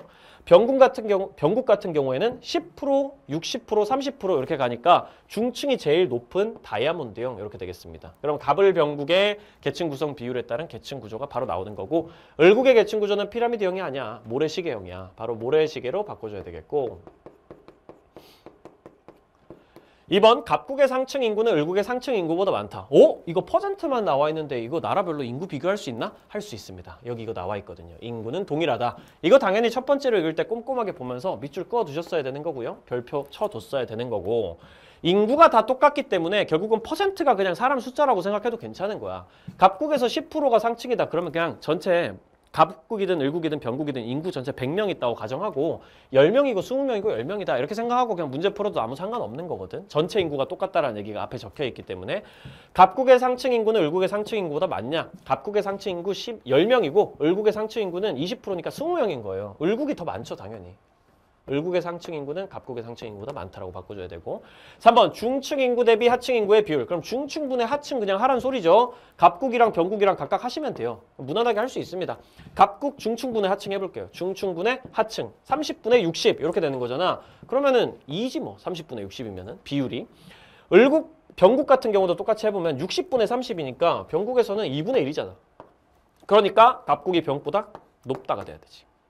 4번 갑국, 병국 중에 병국의 계층 구조가 사회 안정성이 가장 높다. 병국이 다이아몬드잖아. 사회 안정성이 가장 높지. 사실은 사회 안정성은 보통 중층 보고 판단하는 거거든. 그냥 중층 보면은 병국이 퍼센트 제일 높아가지고 사회 안정성 제일 높다 이렇게 생각해도 되고, 계층 구조로 봐도 사실 다이아몬드가 피라미드나 모래시계보다 당연히 더 사회 안정성이 높은 거라고. 중층 비율이 제일 높기 때문에 그렇게 판단할 수 있기 때문에 4번이 답이라고 얘기를 할 수가 있겠습니다. 무난하게. 5번 갑국의 계층 구조는 세대 내 이동이, 을국과 병국의 계층 구조는 세대 간 이동이 활발하게 일어난다고 지금 돼 있는데 이건 알 수가 없어. 특정 시기에 이게 피라미드인지 모래시계인지 다이아몬드인지 이것만 가지고 어떻게 세대 내 이동이 활발하게 일어나는지 세대 간 이동이 활발하게 일어나는지 이런 걸 알 수가 있습니까? 전혀 모르죠. 세대 내 이동은 그냥 개인 안에서 계층이 바뀌는 상황이고 한 명의 인생 속에서 계층이 바뀌는 상황이고, 세대 간 이동은 부모님이랑 나의 계층이 다른 상황인데 아니 이걸 가지고 어떻게 하냐고. 부모님 계층이랑 자식 계층을 따로따로 분리해서 알려준 것도 아니고 전혀 알 수가 없는 내용이기 때문에 모른다라고 그냥 대답을 해주시면 되는 거겠습니다. 그러면 정답은 4번으로 10번을 마무리 지어줄 수가 있겠죠. 바로 11번입니다. 갑은 기억 땡땡대학교 외식조리학과를 졸업하고 열심히 노력한 끝에 국내 최고 호텔에 어쩌고 막 적혀 있는데 이런 문제도 알지? 비공식적 사회화기관, 자발적 결사체, 외집단, 역할갈등, 소속집단, 중거집단, 불일치 이런 얘기를 지금 하고 있단 말이지. 그럼 이런 거랑 관련해가지고 어차피 문제가 나올 거기 때문에 선지 하나 보면서 이제 내용들을 확인하면서 바로 가보시면 되겠죠. 바로 가보겠습니다. 갑은 기억, 니은은 모두 비공식적 사회화 기관이다라고 지금 돼 있는데 대학교는 공식적 사회화 기관이잖아. 바로 탈락. 니은은 호텔은 이제 손님들을 대접하기 위해 가지고 만들어진 거, 숙박을 위해서 만들어진 곳이니까 비공식적 사회화 기관이 맞죠. 공식적, 비공식적은 항상 교육을 위해서 만들어졌는지 아닌지만 가지고 구분하는 겁니다. 그러니까 탈락이고요. 2번 디귿과 달리 미음은 자발적 결사체에 해당된다. 디귿 자발적 결사체 맞나? 자발적 결사체 맞아요. 요리사협회라는 게 요리사들의 이익을 보장하기 위해서 만들어진 일종의 이익 집단이라고 보면 된단 말이야. 요리사의 집단이라는 특정한 집단의 특수 이익을 보장하기 위해서 만들어졌다. 보통 이런 표현을 많이 쓰는데 어쨌든 자발적 결사체가 맞습니다. 이익 집단이고요. 그러니까 디귿과 달리라고 표현하면 안 돼요. 디귿이 자발적 결사체고요. 미음 같은 경우에는 세모 클럽이라고 돼 있는데 사교 모임이란 말이야. 이게 말하자면 친목 집단이라는 거지. 그러면은 요것도 자발적 결사체가 맞기 때문에 이익 집단과 친목 집단 둘 다 자발적 결사체에 해당된다라고 바꿔주셔야 될 거고, 3번 리을은 갑의 외집단이라고 돼 있는데 잘 보셔야 됩니다. 외집단이든 내집단이든 어쨌든 사회 집단에 분류해요. 쌤이 예전에 이거 얘기한 적이 있어. 쌤이 저스티스 개념 완성 자세히 보시면은 쌤이 이걸 보고 그래 이런 식으로 문제가 나온다고 얘기를 했잖아. 바로 이렇게 외치면서 문제 풀었다고 그때 당시에. 사회 집단인지 아닌지부터 구분을 하셔야 되는 거예요. 상류층이라는 건요 사회 집단이 아닙니다. 그냥 한 사회 속에서 돈을 많이 버는 사람들을 그냥 구분해가지고 일반적으로 상류층이라고 표현하고, 사회적인 지위가 높다든지 아니면 실제로 돈을 많이 번다든지 이런 걸 가지고 사람들을 그냥 구분해 놓은 개념인 거지. 말하자면 사람들의 그냥 분류에 해당되는 거지 이걸 사회 집단이라고 보시면 안 돼요. 상류층들이 상류층이라는 이름으로 사회 집단의 특징을 가지고 있는 게 아니잖아요. 있잖아. 사회 집단의 특징이 크게 세 가지 있어서 기억나니? 첫 번째는 2명 이상의 사람들이 있어야 되는 거고, 두 번째는 정기적으로 혹은 지속적으로 상호작용을 해야 된다. 이거 두 번째 조건이고, 세 번째가 공동체 의식이나 소속감 같은 걸 가지고 있어야 된다는 거예요. 근데 상류층이란 이름으로 상호작용이 지속적으로 이루어진다고 보기가 어렵잖아. 아, 나 상류층입니다. 상류층끼리 지속적으로 모입시다. 이런 식으로 따로 친목 집단이 만들어지면 모르겠지만 그런 상황이 아니란 말이죠. 우리 사회에서 상류층이라는 이름으로 사람들이 전부 다 지속적으로 상호작용하고 있는 게 아니기 때문에 요거 그냥 사회 집단에 해당되지 않아서 외 집단이라고 봐줄 수가 없는 겁니다. 잘 보시면은 이 사람이 지금 상류층은 아니기 때문에 자세히 보시면은 시간의 여유가 있는 상류층을 대상으로 하는 사람인 거지. 만약에 이 상류층이란 개념이 사회 집단이 맞다면은 아, 나는 상류층이 아니라서 약간 상류층의 문화를 동경하고 있어, 이런 식으로 얘기를 하고 있는 맥락이 있기 때문에 어느 정도 이게 사회 집단만 맞다면은 실제로 소속돼 있는 집단도 아니고 내가 소속돼 있지 않으니까 동경하고 있어, 나 상류층으로 가고 있는데 상류층이 아니야, 이런 생각하고 있으니까 외 집단이라고 봐줄 여지가 있긴 하겠습니다만 애초에 사회 집단이 아니라는 거죠. 이건 사람들의 분류에 해당되는 거지. 그러니까 3번을 날려줄 수가 있겠습니다. 그래서 항상 기억해야 된다고. 이게 사회 집단인지 아닌지부터 파악을 하고 나서 외 집단인지 내 집단인지 공동사회인지 이익사회인지 뭐 이런 것들을 구분을 해줘야 되는 거라고. 그러니까 틀렸습니다. 4번. 비읍은 갑의 역할 갈등에 해당된다. 고민한다라고 돼 있는데 세모클럽 회원들이 많이 거주하는 지역으로 이사할 것인지 고민하고 있는 거는 역할 갈등이 아니지. 역할 갈등은 항상 뭐 해야 돼? 나의 역할 두 개가 충돌하는 상황. 그 중에서 두 개 중에 뭘 선택해서 역할 행동을 할지를 고민하고 있는 상황이어야 된단 말이야. 그냥 이사를 할까 말까 고민하고 있는 거는 당연히 역할 갈등에 해당하지 않기 때문에 탈락입니다. 5번. 갑은 소속 집단과 중거 집단의 불일치를 경험하고 있다. 이 사람의 소속 집단은 지금 뭐예요? 호텔의 수석 요리사이고 요리사협회의 임원이에요. 근데 이 사람이 지금 소속되고 싶어 하는 곳은 어디야? 세모세모 클럽이란 말이야. 지금 상류층의 문화를 동경해가지고 세모세모 클럽에 들어가고 싶은데 그 세모세모 클럽이 말하자면 이 사람의 준거 집단인 거고, 지금의 소속 집단은 자기가 속한 조직은 호텔이고 요리사협회란 말이에요. 근데 이 소속 집단이 만족스럽지 않은 거야. 나는 지금 세모세모 클럽에 들어가고 싶단 말이야. 그러니까 준거 집단, 동경하고 있는 집단, 원에 맞지 않는 집단, 그런 곳이랑 지금 소속되어 있는 곳이랑 다르기 때문에 불일치하고 있기 때문에 그것 때문에 불만을 느끼고 있는 준거 집단과 소속 집단의 불일치랑 관련된 얘기입니다. 사실 이런 문제가 지금까지 사회문화에서 그렇게 많이 나오진 않았단 말이야. 근데 분명히 개념에서 공부하긴 했던 내용이란 말이지. 준거 집단과 소속 집단이 일치하면은 만족감과 행복감을 느끼고 준거 집단과 소속 집단이 불일치하게 되면은 불만을 가지게 되고 일탈 행동을 하게 된다. 그런 얘기들 저스트 디스에서 다 배웠던 얘기이기 때문에 지금까지 배웠던 내용임에도 불구하고 기출문제로 잘 안 나왔던 내용들을 이번에 6월 평가에서 많이 냈어요. 그럼 앞으로 수능에도 이런 내용이 나올 수 있다는 거기 때문에 개념 완성에 해당되는 내용들, 저스트 디스에서 전반적으로 배웠던 내용들을 다시 한번 쫙 훑어보면서 이건 기출문제에 안 나왔긴 하지만 앞으로 나올 가능성이 되게 높아라는 생각을 가지고 복습을 좀 빡세게 할 필요가 있다라는 그런 메시지를 주는 문제라고 볼 수 있겠습니다. 이번에 사회문화에 그런 게 되게 많았어. 여러분들도 느꼈겠지만 지금까지는 기출문제에 잘 안 나왔던 내용들이 이제 출제되고 있단 말이지. 이게 아마 흐름이 이어질 걸로 보여요. 수능까지. 감안하시기 바랍니다. 12번. 마테차는 세계인이 즐겨 마시는 음료이다. 마테차 얘기를 하고 있고요. 아래쪽에 가가지고 하나씩 찾아보면 되겠지? 이 문화 변동이랑 관련된 문제네. 발명, 발견, 간접전파 이런 거 나와 있는 거 보면은. 1번. 기억은 발명, 니은은 발견에 해당된다. 마테입을 채집했다라는 얘기는 발견에 가깝지. 원래 존재하고 있던 거를 알게 된 거라고 봐야 되는 거니까 발견에 해당되는 거니까 틀렸고, 즙 형태의 차로 마시는 방법을 개발한 건 이제 발명이지. 이 차로 만들어 마시는 방법을 개발했다라고 하는 건 없던 걸 만들어낸 거니까 창조의 형태, 발명이라고 봐야 되는 거라서 위치를 바꿔주는 게 맞겠습니다. 2번. 디귿은 간접 전파에 해당된다. 새로운 종교를 들여온 선교사를 통해 가지고 새로운 종교를 들여왔다고 돼 있잖아. 유럽에서 생겨난 종교가 선교사, 사람을 통해 가지고 직접적으로 전파가 된 거기 때문에 간접이 아니라 직접 전파라고 바꿔주는 게 맞겠죠. 매체를 통해 가지고 전달되는 게 간접 전파고요. 3번. 리을은 유럽인들의 문화 상대주의적 태도를 보여준다. 과라니족의 종교와 문화가 유럽에 비해 뒤떨어진 것이라는 생각을 하고 있다고. 뒤떨어진 것이라고. 그러니까 유럽인들이 그런 생각을 하고 있는 거니까 우리가 우월하고 니들은 열등하다 이런 식으로 생각하고 있는 거 아니야. 그러면 이런 걸 보통 자문화 중심주의라고 부르고, 그런 거는 문화 상대주의가 아니라 문화 절대주의적 태도라고 바꿔줘야 되는 거죠. 어떤 특정한 기준, 절대적인 기준을 딱 잡아놓고 우열을 나눌 수 있어. 문화를 평가할 수 있어. 이렇게 보는 거는 절대주의적 태도이기 때문에 자문화 중심주의든 아니면 사대주의든 상대주의적 태도랑은 관련이 없습니다. 4번. 미음은 강제적 문화 접변에 해당된다. 마테입의 효능이 알려지자 마테차를 안 마시던 유럽인들도 마시기 시작한 게 어떻게 강제적이야. 자발적이지. 자기들이 알아서 마테차가 맛있다고 생각해가지고 마시기 시작하는 건 자발적인 문화 접변이죠.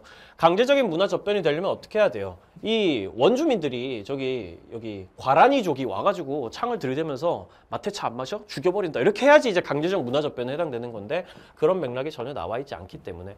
5번 비읍에는 문화를 바라보는 비교론적 관점이 나타난다. 아, 떴다. 혹시 기억나니? 문화랑 관련된 내용들을 바라보는 관점이라고 보통 표현을 하거든요. 이런 경우에는 쌤이 보통 총비상이라고 외우라고 얘기를 합니다. 이거 지금까지 기출문제로 거의 안 나왔거든요. 진짜로.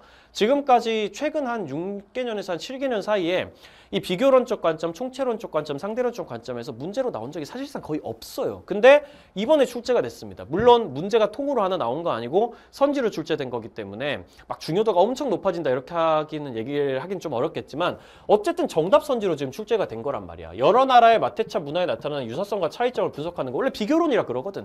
총체론적 관점 같은 경우에는 총체성을 기반으로 해가지고 한 문화를 바라볼 때 다른 문화 요소와의 관련성을 가지고 파악하는 거고 상대론적 관점이라 그러면은 상대주의적 태도랑 연결이 돼가지고 그 문화의 맥락을 고려하면서 그 문화 내부자의 입장에서 문화를 바라보려고 노력한다. 이런 거랑 관련해서 문화를 바라보는 관점 이렇게 보통 문제가 나오는데 이 문화를 바라보는 비교론적 관점이라는 게 나타났다라는 얘기가 당연히 맞는 얘기죠. 유사성과 차이점 비교해가지고 비교해본다라는 의미니까. 이거랑 관련된 문제가 앞으로 나올 수 있다는 거를 감안하시고 비교론, 상대론, 총체론적 관점이랑 관련해가지고 다시 한번 복습을 하실 필요가 있는 어떤 메시지를 주는 문제이기도 합니다. 정답은 5번이 되는 거고요. 그러니까 지금까지는 잘 안 나왔던 개념들에 대해 가지고 이번에 6월 평가원에 굉장히 많이 출제가 된 거니까 그런 것들도 다시 한번 보셔야 된다는 얘기 한 번 더 할 수 있겠습니다. 13번 가나에 들어갈 수 있는 내용으로 가장 적절한 것은 가나에 들어갈 수 있는 내용들이 보면 정보화 시대랑 관련해 가지고 사회 불평등이 줄어들 거다 심화될 거다 이런 내용을 다루고 있단 말이지. 사실상 이것도 독해 문제야. 우리가 사실은 정보화 사회에 나타나는 단점이나 장점 같은 것들을 공부를 하긴 했었단 말이죠. 보통은 이제 정보화 사회랑 산업화 사회랑 농업화 사회를 이제 비교하면서 그걸 가지고 문제로 과거에 많이 출제했었는데 최근 들어 가지고는 거의 정보화 사회에서 나타나는 문제들을 가지고 출제를 하고 있습니다. 그 부분에 관련된 복습은 당연히 있어야 되는 거고요. 이런 거랑 관련된 문제들은 최근에 종종 출제됐었기 때문에 기출문제 잘 풀어보고 있는 친구들은 크게 문제는 없을 것 같아요. 기출문제를 아직 잘 못 풀어봤다. 아직 좀 기출문제랑 관련된 훈련이 부족하다 이런 친구들은 바로 쌤의 타임어택 커리큘럼을 따라오시면 됩니다. 거기서 기출문제 싹 다 정리해 줄 거니까요. 어쨌든 정보화 시대에는 사회 불평등이 줄어들 거야. 오늘날 더 많은 사람들이 컴퓨터 네트워크를 통해 가지고 지식과 정보에 손쉽게 접근하고 있어. 보편적 접근권이 확대되고 있어. 교육이나 문화에서의 격차는 많이 줄어들 거야. 말하자면 정보화 시대라는 게 사람들에게 정보에 대한 접근권을 보장해 줌으로써 이 불평등이라는 게 줄어들 거라는 거에 대한 얘기를 지금 하고 있는 거니까 가에는 그런 맥락에서 얘기가 들어가야 될 겁니다. 문제 바로 풀어보죠. 저작권 침해 문제를 야기할 수 있다. 이런 거랑 관련 없죠. 검증되지 않은 정보를 확산시키는 거랑도 관련이 없고요. 이거 둘 다 정보화 사회에 나타나는 일종의 부작용이지만 여기서는 정보화 사회를 꽤나 긍정적으로 묘사하고 있고 불평등이 줄어든다는 맥락의 얘기를 하고 있기 때문에 그런 거랑 관련된 내용이 나와야겠죠. 지식과 정보가 중시되는 정보화 사회에서 사회 불평등은 심화될 것이다. 지식과 정보가 중시되는 거 정보화 사회라는 거 정도는 당연히 상식적으로 알고 계실 거고 배우기도 했었고요. 사회 불평등은 심화될 거야. 정보 부국과 정보 빈국이라는 말이 존재하듯이 오늘날 국제적 상황에서 정보 격차는 더욱 심해지고 있거든. 국제적으로 정보를 많이 가지고 있는 나라, 정보를 적게 가지고 있는 나라가 나뉜다고. 예를 들면은 오픈 AI를 중심으로 챗 GPT 같은 걸 만들어 가지고 어마어마한 정보를 구글이나 뭐 페이스북이나 인스타그램 같은 걸 통해서 가지고 있는 미국이랑 저쪽에 아프리카에 있는 어떤 나라 같은 경우, 특히 한국 같은 경우도 미국에 비하면 정보의 양이 되게 적을 거 아닙니까? 그런 거랑 관련된 격차가 심해진다는 얘기죠.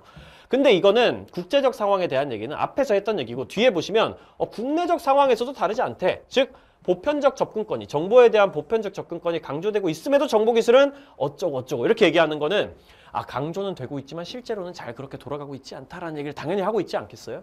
왜냐하면 한국가 내에서 정보를 실질적으로 활용하여 부를 재생산할 수 있는 능력은 정보가 보편적으로 접근된다고는 하더라도 실제로 정보를 제대로 활용해가지고 이걸 통해가지고 부를 끌어낼 수 있는 능력은 서열화된 사회구조적 위치에 따라, 다른 말로 표현하면은 계층에 따라서 다르게 분포돼 있거든.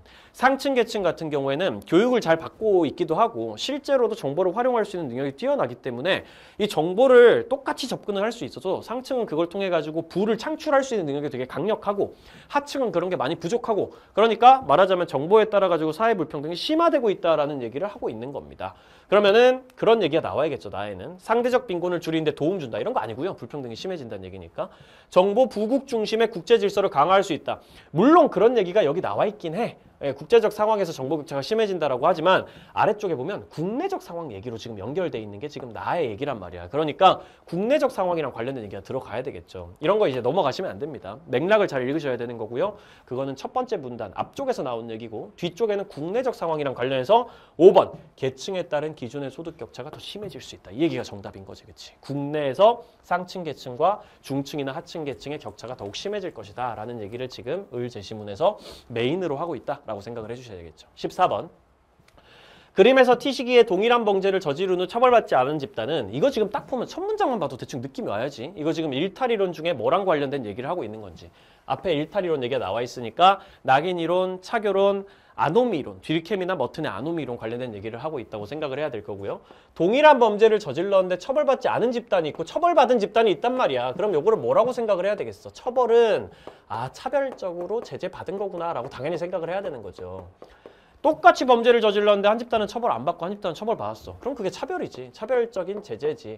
그리고 이 제재에 대해 가지고 차별적 제재에 대해 가지고 부정적인 자아 정체성이 내면화되는 과정을 거침으로써 2차 일탈로 이어지게 된다고 설명하는 건 낙인이론이잖아요. 벌써 이 문장만 읽고도 낙인이론 얘기랑 관련이 있겠구나라고 생각하셔야 됩니다. 가와 나의 T 플러스 일식이 평균 범죄 횟수의 차이가 나타났어. 잘 봐봐. 가 집단은 차별적 제재를 안 받았어. 그러니까 범죄 횟수가 그냥 똑같아. T 플러스 1시기에도. 근데 나 집단은 차별적 제재 받았단 말이야. 그러니까 범죄 횟수가 훨씬 늘어났어. 다시 말하면 2차 일탈을 많이 저지르고 있다라는 뜻이겠죠. 반복되는 일탈이 늘어나고 있다라는 뜻이겠죠. 이 범죄 횟수의 차이가 난 건 처벌이라는, 정확히 말하면 사회적으로 차별적인 제재가 이루어진다는 사회적 반응 그 자체가 일탈자로서의 정체성 형성의 핵심 요인이다. 일탈자의 정체성 형성 다른 말로 뭐라 부릅니까? 부정적인 자아 정체성을 내면화하는 과정의 핵심적인 원인이 된다라는 뜻이겠죠. 이는 전형적으로 낙인이론이랑 관련된 얘기다라고 생각을 해주셔야 되겠고요. 어쨌든 낙인이론이랑 관련해서 찾으면 됩니다. 일탈이 개인의 타고난 특성에 의해서 발생한다. 전혀 그런 얘기 아니죠. 선천적으로 타고나는 거랑 관련이 있다라고 얘기하는 일탈이론은 사실 없어요. 차별적 교제 이론이라고 해도 선천적인 얘기랑 관련 없고요. 후천적으로 학습하는 거랑 관련이 있다 그러고 낙인 이론도 타고나는 거랑 관련이 있다기보다는 어떤 1차 일탈을 저지르게 됐는데 그거에 대해서 사회적인 반응이 부정적이라서 발생한다. 이런 맥락의 얘기이기 때문에 타고난 특성이랑 전혀 관련이 없고요. 2번 사회규범의 통제력 강화를 일탈의 해결 방안으로 본다. 이건 대놓고 뒤르캠의 아노미론이잖아. 그지? 사회규범이라는 게 무너져 버려가지고 지배적 가치관이라는 게 무너져 버려가지고 혼란 상태, 무규범 상태, 아노미 상태가 벌어져서 개인들의 일탈 행동이 증가한다고 보는 기능론에 해당되는 뒤르켐의 아노미론이 그럼 사회규범을 다시 회복시켜서 통제력을 강화해야 된다. 이걸 해결책으로 제시한다 라고 알아들으셔야 됩니다. 3번 일탈자에 대한 낙인이 후속 일탈의 핵심적인 요인이다. 이거지 그치? 낙인이 찍히니까 후속 일탈, 2차 일탈이 벌어진다. 낙인이론 바로 찾을 수 있죠. 어렵지 않죠. 이 내용만 이해하면. 4번 문화적 목표와 제도적 수단 간 괴리. 이건 대놓고 머튼의 아노미론이잖아. 이건 추가로 설명 안 해도 되겠죠. 그렇죠? 문화적인 목표, 대다수가 공유하는 목표가 있는데 제도적인 수단이 부족해서 괴리가 생겨가지고 그걸 일탈이라는 과정을 통해서라도 성취시키려고 하는 개인들의 일탈이 증가하게 된다. 제도적 수단을 회복시켜줘야 된다. 제도적 수단으로 문화적 목표를 달성할 수 있게 해줘야 된다. 이 얘기가 머튼의 아노미론의 해결책이 되는 거고 5번 상호작용을 통해 범죄에 대한 우호적 가치관을 학습한다. 범죄에 대해서 우호적 가치관을 학습한다 이런 표현 나오면 무조건 차교론이라고 봐줘야 되는 거야. 디르켐의 아노미론도 아니고 머튼의 아노미론도 아니고 낙인 이론도 아니고 학습이랑 관련된 얘기. 특히 범죄에 대한 우호적 가치관 혹은 동기 뭐 이런 얘기가 나오게 되면은 그런 것들은 다 차교론에 해당되는 선지라고 외워달라고 쌤이 개념 완성 시간에도 많이 얘기를 했었죠. 그러면 정답 3번으로 또 어렵지 않게 찾아낼 수 있지 않을까 싶습니다. 15번. 자, 15번입니다. 15번 같은 경우에는 기본적으로 이제 사회보장제도랑 관련된 문제고 빠르게 가나다부터 알아보고 바로 한번 들어가 보죠. 가 같은 경우에는 국민에 발생하는 사회적 위험을 보험의 방식으로 대처한다 그랬으니까 바로 사회보험이라고 봐주시면 되겠죠. 사회보장 제도 중에 이제 보험의 방식으로 가는 건 사회보험밖에 없다 보니까 나 생활유지 능력이 없거나 생활이 어려운 그러니까 선별적 복지 이런 사람들 다른 말로 이제 생활 무능력자라고 표현하는데 최저생활 보장하고 자립 지원하는 건 이제 공공부조에 해당이 되죠. 선별적인 복지로서 금전적인 지원을 해가지고 최소한의 생활을 보장해주는 그런 느낌인 거죠. 상담, 재활, 돌봄, 정보의 제공, 관련 시설 이용, 역량개발, 사회참여 지원 이런 것들을 통해 가지고 국민의 삶의 질이 향상되는 거 돈으로 주는 게 아니란 말이야. 서비스로 제공하는 거잖아. 비금전적 지원 원칙인 거 사회 서비스라고 봐주면 되겠죠. 이 정도는 이제 개념을 무난하게 배운 친구들이면은 금방 풀어냈을 거라고 생각을 합니다. 가나다가 사보 공부 사서로 나온다. 그리고 아래쪽에 보시면은 작년 9월이랑 수능 같은 경우에는 이 가중평균을 활용하는 문제가 나오지 않았단 말이죠. 근데 여기서는 이제 가중평균 문제가 다시 한번 6월 평가원에 등장하는 모습을 보입니다. 쌤 같은 경우엔 굉장히 좀 다행이야. 왜냐하면 쌤이 가중평균이랑 관련된 문제가 작년 9평이랑 수능에 안 나오게 되면서 앞으로 계속 이거 안 나오는 게 아니야? 근데 내가 이거랑 관련된 문제를 만드는 것도 너무 잘하고 문제들 자체도 굉장히 이미 많이 만들어 놓은 상태라서 잘 만들어 놓은 문제들을 계속 썼으면 하는데 이게 안 나오면 어떡하지라고 사실 고민을 좀 했었는데 이번에 다시 등장을 했죠. 이 가중평균이랑 관련된 문제는 당연히 알아두셔야 되겠고 킬더킬러에서 쌤이 가중평균 관련된 얘기를 아주 자세하게 말씀을 드렸기 때문에 너무 자세하게 기본적인 얘기까지는 하지 않고 빠르게 이 내용들 한번 풀어보도록 하겠습니다.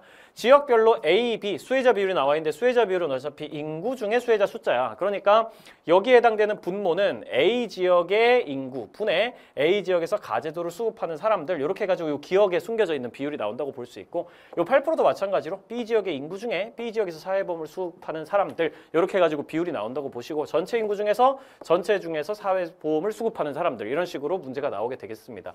근데 여기 이제 가중평균이 성립하는 상황이란 말이지. 마침 이제 A, B 지역으로만 이루어져 있다 이런 얘기도 나와 있고 각국의 사회보장제도 우리나라 사회보장제도와 똑같다. 이건 일반적으로 사회보장제도 문제에서 나오는 내용이고 기억이 가려져 있어가지고 가를 가지고는 가중평균을 하지 못하고 니은이 가려져 있어서 다를 가지고도 하지 못해요. 나를 가지고 여기 다 드러나 있는 걸 가지고 해야 되겠습니다. 거리를 구해보면은 금방 그걸 통해 가지고 A 지역의 인구와 B 지역의 인구의 비율을 알 수 있게 되죠. 결국 우리가 이 거리를 구해가지고 여기는 이만큼 거리 차이가 나고 여기는 1만큼 거리 차이가 나고 이걸 통해서 A 지역이랑 전체 지역의 이 비율 차이가 B 지역이랑 전체 지역의 비율 차이에 비해 가지고 2대 1만큼 작다. 다른 말로 이제 거리가 가깝다. 이런 식으로 얘기를 할 수가 있을 텐데 A 지역의 2대 1만큼 거리가 가깝기 때문에 A 지역이 B 지역에 비해 가지고 인구가 2대 1만큼 많다. 이런 식으로 얘기를 할 수 있을 거예요. 그러면 A 대 B 지역이 2대 1의 인구를 가지니 전체는 비율적으로 2 더하기 1 해가지고 3이다. A 지역은 200명, B 지역은 100명, 그리고 전체는 300명이 있다라고 생각하고 문제 풀어도 아무 문제 없겠습니다. 그리고 기억 구하는 거는 별로 어렵지 않죠. 물론 가중평균으로 해도 돼요. 2대 1만큼의 차이가 나니까 인구가 여기서 B에서 전체까지의 거리가 2만큼 그리고 전체에서 A까지의 거리가 1만큼 차이가 나는 상황인데 비율적으로 여기에 실제로 2의 거리를 가져가게 되니까 비율상으로 얘가 2의 비율을 가져가야 된다면 1의 비율을 가져가야 되는 기억과 전체의 거리는 1이 되는 겁니다. 그냥 그대로 2대 1 요게 2대 1만큼 A 지역 쪽에 가깝다. 이게 똑같이 나타나야 되는 상황이란 말이죠. 근데 B가 이미 전체보다 작으니까 A는 전체보다 무조건 커야 될 거야. 가중평균의 원리가 적용되면은 A랑 B 사이에 무조건 전체가 나와야 돼서 하나가 작으면 하나는 높을 수밖에 없단 말이야. 얘가 전체보다 작으니까 얘는 전체보다 높아야 되는 거예요. 여기서 이제 거리가 1이니까 1을 더해가지고 기억은 11 이런 식으로 문제를 풀어 나갈 수가 있다는 거죠. 그렇게 해서 풀어도 되고 사실은. 여기도 똑같은 방식으로 다 같은 경우에도 2대 1만큼 A 쪽에 가까우면 되니까 이거 거리 구해보면 니은 9 이런 식으로 나올 거거든. 그런 식으로 풀어도 되는데 사실 어차피 선지에서 실제 수급자 숫자를 물어볼 거 아닙니까? 그럼 수급자 숫자를 구하는 과정을 어차피 해야 된다면 수급자 수를 통해서도 기억이나 니은을 구할 수 있거든. 그 과정이 쌤은 좀 더 효율적이라고 생각해. 어차피 수급자 수 구할 거면은 여기서 구하는 방식으로 기억, 니은을 풀어나가는 게 더 쉽단 말이지. 어떤 식으로 하는 방식인지 바로 보여드릴게요. 여기는 200명이라고 치고 여긴 100명이라고 치고 여긴 전체는 300명이라고 치면 여기는 100명 중에 8%니까 실제로 8명 수급할 거고 6명 수급할 거고 7명 수급할 겁니다. 퍼센트에 따라서 그냥 사람 숫자가 나오는 거죠. 여기는 200명 중에 3%니까 6명, 여긴 20명 이렇게 될 거고요. 여긴 300명 중에 10%니까 30명, 300명 중에 4%니까 12명 이런 식으로 실제 수급자 수를 다 구해볼 수가 있습니다. 근데 300명 중에 8명이니까 이 30명 중에 8명이니까 실제로 여기 어차피 수급자 수랑 더하면 전체 수급자 수가 나와야 되잖아. 근데 30명에서 8명 빼면은 22명이 되는 거니까 기억 같은 경우에는 얼마가 돼야 되겠어요? 이 22명은 실제 비율이 아닙니다. 여기 이제 비율이 들어가야 되는 거고 이건 실제로 수급자 수에 해당이 되니까 200명 중에 몇 퍼센트가 22명이 될까 그렇게 계산하면 되는 거죠. 당연히 11이지. 21을 그냥 2로 나누면 되죠. 200명 중에 11%가 22가 되는 것이기 때문에 기억은 11이라고 계산할 수 있고요. 300명 중에 몇 명이 지금 이거 보면은 수급자 수를 2개 더하면은 27명이잖아. 27명이 무조건 나와야 된단 말이야. 300명 중에 몇 퍼센트가 27명이냐 그러면 9%가 27명이지. 그러니까 기억은 11이란 건 맞는데 니은은 8이 아니라 9다 이런 식으로 나오게 되겠습니다. 이번 가와 나 중에 선별적 복지의 성격이 강한 제도의 수혜자 수. 선별적 복지의 성격이 강한 거는 공공부조란 말이지. 공공부조의 수혜자 숫자 한번 볼까? A 지역이랑 B 지역 6명, 6명으로 동일하네. 근데 한쪽이 적다라고 하면 안 되죠. 3번 갑국에서 우리나라의 사회 서비스에 해당하는 제도는 다에 해당이 되는데 다의 수혜자 수는 A지역의 B지역의 3배다. A지역, B지역 지금 비교해보면 20명, 7명이라서 3배 미묘하게 미달하죠. 그렇죠? 3배 조금 덜 된다. 7의 3배는 21명이니까. 4번 금전적 지원을 원칙으로 하며 사전 예방적 성격이 강한 거는 사회보험이거든. 그것의 수혜자 수는 A지역이 B지역의 2배보다 많다. 사실 뭐 이런 거 선지 하나하나 쌤이 일일이 찍어주기에는 개념 완성에서 충분히 얘기를 했었기 때문에 금전적 지원을 원칙으로 한다. 일단 사회 서비스 빠지고 사회 서비스는 비금전적이니까 사회보험 공공부조 남았는데 그중 사전 예방적 성격이 강한 건 무조건 사회보험 이렇게 잡아주면 되는 거죠. 보험이란 게 원래 사전 예방하기 위해서 미래를 대비하기 위해서 하는 거니까. 이 사회보험의 수혜자 수는 A지역이 B지역의 2배보다 많다. 사회보험의 수혜자 수 22명, 8명, 8명의 2배보다 22명이 많기 때문에 22명은 8명의 2배인 16명보다 많다. 그냥 이렇게 계산해 주시면 되겠어요. 정답 4번으로 어렵지 않게 나왔죠. 5번. 갑국 전체에서 상호부조 원리가 적용되는 제도는 무조건 사회보험이란 말이야. 보험이란 개념 자체가 사람들이 보험료를 다 같이 내가지고 실제로 위험에 처한 사람을 도와주는 거기 때문에 상호부조, 서로서로 도와준다라는 개념이 원래 들어가 있단 말이죠. 그 제도의 수혜자 수는 소득 재분배 효과가 가장 큰 제도. 요거는 공공부조거든. 소득 재분배 효과는 이제 순서대로 공공부조가 제일 높고 사회보험이 그 다음이고 사회 서비스가 맨 마지막이다. 이렇게 외워주시면 되는데 가해 수혜자 숫자, 갑국 전체에서 가해 수혜자 숫자는 30명이고 갑국 전체에서 나해 수혜자 수는 12명이고 이렇게 되는 거기 때문에 30명은 12명의 2배인 24명보다 많다라고 바꿔줘야 되겠죠. 이런 식으로 해서 15번도 금방 풀어낼 수가 있습니다. 사실 이 정도 난이도면은 지금까지 나왔던 도표 통계 문제 중에서는 굉장히 쉬운 편이거든. 말하자면 거의 기본 문제에 해당되는 수준의 문제이기 때문에 사실 여기서 조금 더 어렵게 내려고 하면 보통 어떤 문제 나옵니까? 사회보험이랑 공공부조에 막 교집합 이런 거 문제로 낸단 말이야. 아니면 합집합 이런 식으로 문제로 내가지고 둘 다 동시에 수급받는 애들 혹은 합집합에 해당되는 애들 가 혹은 나 둘 중에 하나라도 수급받는 애들 이런 걸 이제 물어볼 수 있는데 그런 문제는 나오진 않았어요. 그런 문제가 앞으로 나올 가능성이 높다고 생각을 하기 때문에 쌤이 이런 거랑 관련해서 다양한 변형 문제를 앞으로 그 타임어택이라는 커리큘럼에서도 그 이후 커리큘럼에서도 계속 보여드리도록 하겠습니다. 모의고사 같은 데서도 쌤이 이미 준비를 많이 해놓고 있기 때문에 앞으로 다양한 문제를 양도 많고 질도 좋게 보여드릴 수 있을 것 같아요. 16번 바로 갑니다. 다음 자료에 대한 설명을 옳은 것은 갑국의 이민자 통합 프로그램 이대로 좋은가? 이민자들, 이민자가 아닌 갑국 사람들 이런 얘기 나와 있는데 아래쪽에 선지 보면은 대충 어떤 주제인지 금방 알 수 있겠죠? 사회적 소수자 얘기 나오고 있어요. 그렇죠? 열세에 놓여 있니? 뭐 차별을 해소하니? 이런 얘기 다 사회적 소수자랑 관련된 얘기이기 때문에 사회적 소수자 관련 문제겠구나라고 생각하고 들어가시면 됩니다. 갑국에서는 야외 공연장 가득 채운 사람들 사이에서 이민자들의 외모와 음식 문화를 막 비하해. 그럼 이민자들이 사회적 소수자겠네. 이런 상황 속에서 파악을 해보자면 갑국 내 극소수에 불과한 이 이민자들 물론 숫자가 적다고 무조건 사회적 소수자가 되는 건 아닙니다. 숫자가 많아도 사회적 소수자가 될 수는 있지만 어쨌든 여기서는 숫자가 적게 묘사돼 있어요. 취업과 일금 등에서 차별받아 왔어. 그러니까 이 사람들은 사회적 소수자 맞겠지. 이민자들. 이에 강하게 반발해서 양측이 충돌해서 유혈 사태까지 발생을 했단 말이지. 이를 해결하는 과정에서 경찰이 이민자가 아닌 갑국 사람들은 조사하지 않았어. 이민자들이 지금 사회적 소수자에 해당되니까 지금 이민자가 아닌 각국 사람들은 소수자가 아닌 말하자면은 주류 집단에 해당되는 사람들이라고 충분히 생각할 수 있겠죠. 조사하지 않고 이민자들에 대해서만 차별적으로 강압 수사를 해. 그러니까 문제가 더 심각해져. 이런 일련의 사건들로 갑국 정부가 추진해왔던 이민자 통합 프로그램이라는 게 있었는데 사회적 소수자들을 사회로 포용하고 더 이상 소수자가 아니게 만들기 위한 그런 통합 프로그램일 텐데 그런 효과가 이제 의문시되고 있다. 이런 얘기까지 나와 있어요. 1번부터 볼게요. 기억! 소수자들은 사회적 소수자로서의 정체성을 갖고 있다. 사회적 소수자의 특징이야 이게 원래. 정체성을 가지고 있는 거. 집합적 정체성이라고 보통 표현한다고 쌤이 외워달라고 많이 얘기했었습니다. 사회적 소수자의 특징 4가지 보통 뭐 있어요? 문화적, 신체적으로 차별이 확실하게 된다는 거. 말하자면은 구분 가능성이라고 보통 얘기를 하거든. 확실하게 식별 가능성이라고 보통 얘기를 더 많이 하죠. 문화적으로든 신체적으로든 명확하게 다른 집단, 주류 집단들이랑 식별할 수 있는 가능성이 확실히 있는 사람들. 피부색이 다르다든지 모자를 다른 방식으로 쓰고 다닌다든지 이런 문화적이든 신체적이든 그런 차이. 그리고 두 번째가 권력의 열쇠고 세 번째가 사회적 차별이고 힘이 약하니까 사회적인 차별을 받는다. 희소가치의 분배 과정에서 부당하게 배제당한다. 이런 얘기하고 마지막이 집합적 정체성이라 그래가지고 우리는 사회적 소수자 집단의 구성원이야 이런 생각을 가지고 있는 사람들이라는 건데 여기 보면은 이게 음식 문화를 비하하고 그러니까 이거에 대해서 반발하고 이런 얘기 자체가 나는 차별받는 사회적 소수자 집단의 구성원이야 라는 인식을 사람들이 공유하고 있다는 뜻으로 해석해줘야 되고 굳이 그런 얘기가 안 나와 있어도 이 사람들이 사회적 소수자인 게 이 문제 속에서 확실하기 때문에 집합적 정체성 가지고 있겠구나 라고 생각하시고 1번 바로 답으로 찍어주셔도 괜찮습니다. 2번 사회적 소수자에 비해 사회적 소수자가 아닌 주류 집단은 정치 권력의 열쇠에 놓여 있는 게 아니죠. 주류 집단에 비해서 사회적 소수자가 열쇠에 놓여 있는 거겠지. 권력의 열쇠. 특징 하나 더 나왔고요. 3번 니은에 비해 기업은 경제적 자원 획득에서 유리한 위치에 있다. 주류에 비해서 소수자가 유리하지 않죠. 주류가 당연히 유리할 거고 소수자는 경제적인 자원이든 뭐 사회적인 지위랑 관련된 얘기든 그런 부분에서 유리한 위치가 아니라 불리한 위치에 놓여 있는 거잖아. 그런 걸 이제 사회적 차별이라 그럽니다. 사회적 희소 가치의 분배 과정에서 배제당한다. 이 사회적 차별이랑 관련된 얘기가 나와 있는 거고 특징을 하나씩 선지화 시켜가지고 만들어주고 있는 거야. 4번 제도적 차원의 노력을 통해 차별을 해소한 사례를 보여준다. 아니 제도적인 노력은 있긴 했지. 이민자 통합 프로그램. 근데 효과가 의문시되고 있잖아. 그러니까 차별이 해소된 사례를 지금 보여주고 있는 게 아니라 제도적인 노력을 했는데도 차별이 잘 극복 안 된 얘기를 지금 하고 있는 거기 때문에 제시문을 잘 읽어보면은 이 독해상에서 충분히 문제 풀 수 있겠습니다.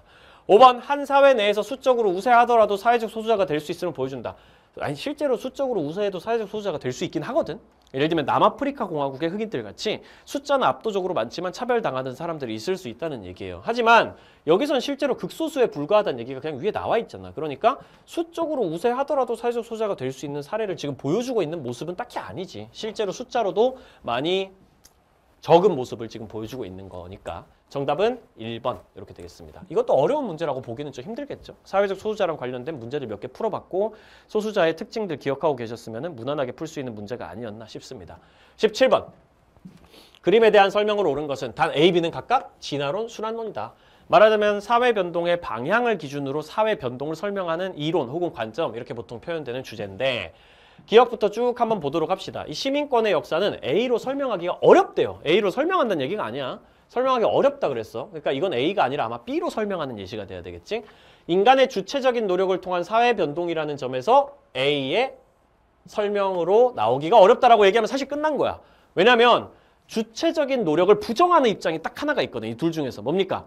인간은 어차피 운명론적이고 숙명론적으로 일어나는 거대한 사회 변동의 흐름 속에 그냥 얹혀있는 바다 위에 떠다니는 파도 위에 떠다니는 나뭇가지 하나와 같아가지고 인간이 뭘 바꿀 수는 없어. 인간은 그냥 이 거대한 흐름을 따라갈 뿐이야 이렇게 얘기하는 입장은 인간의 주체성과 역동성을 부정하는 순환론이거든. 그러니까 순환론으로 설명하기 어렵다 이렇게 돼야지. 주체적인 노력을 통한 사회 변동이 시민권의 역사니까 주체적인 노력을 부정하는 순환론으로 설명하기 어렵다 이렇게 돼야 되는 거겠지. 그러면 첫 번째 문장부터 사실은 A가 순환론이고 B가 진화론이구나 이게 바로 나와버리는 거야.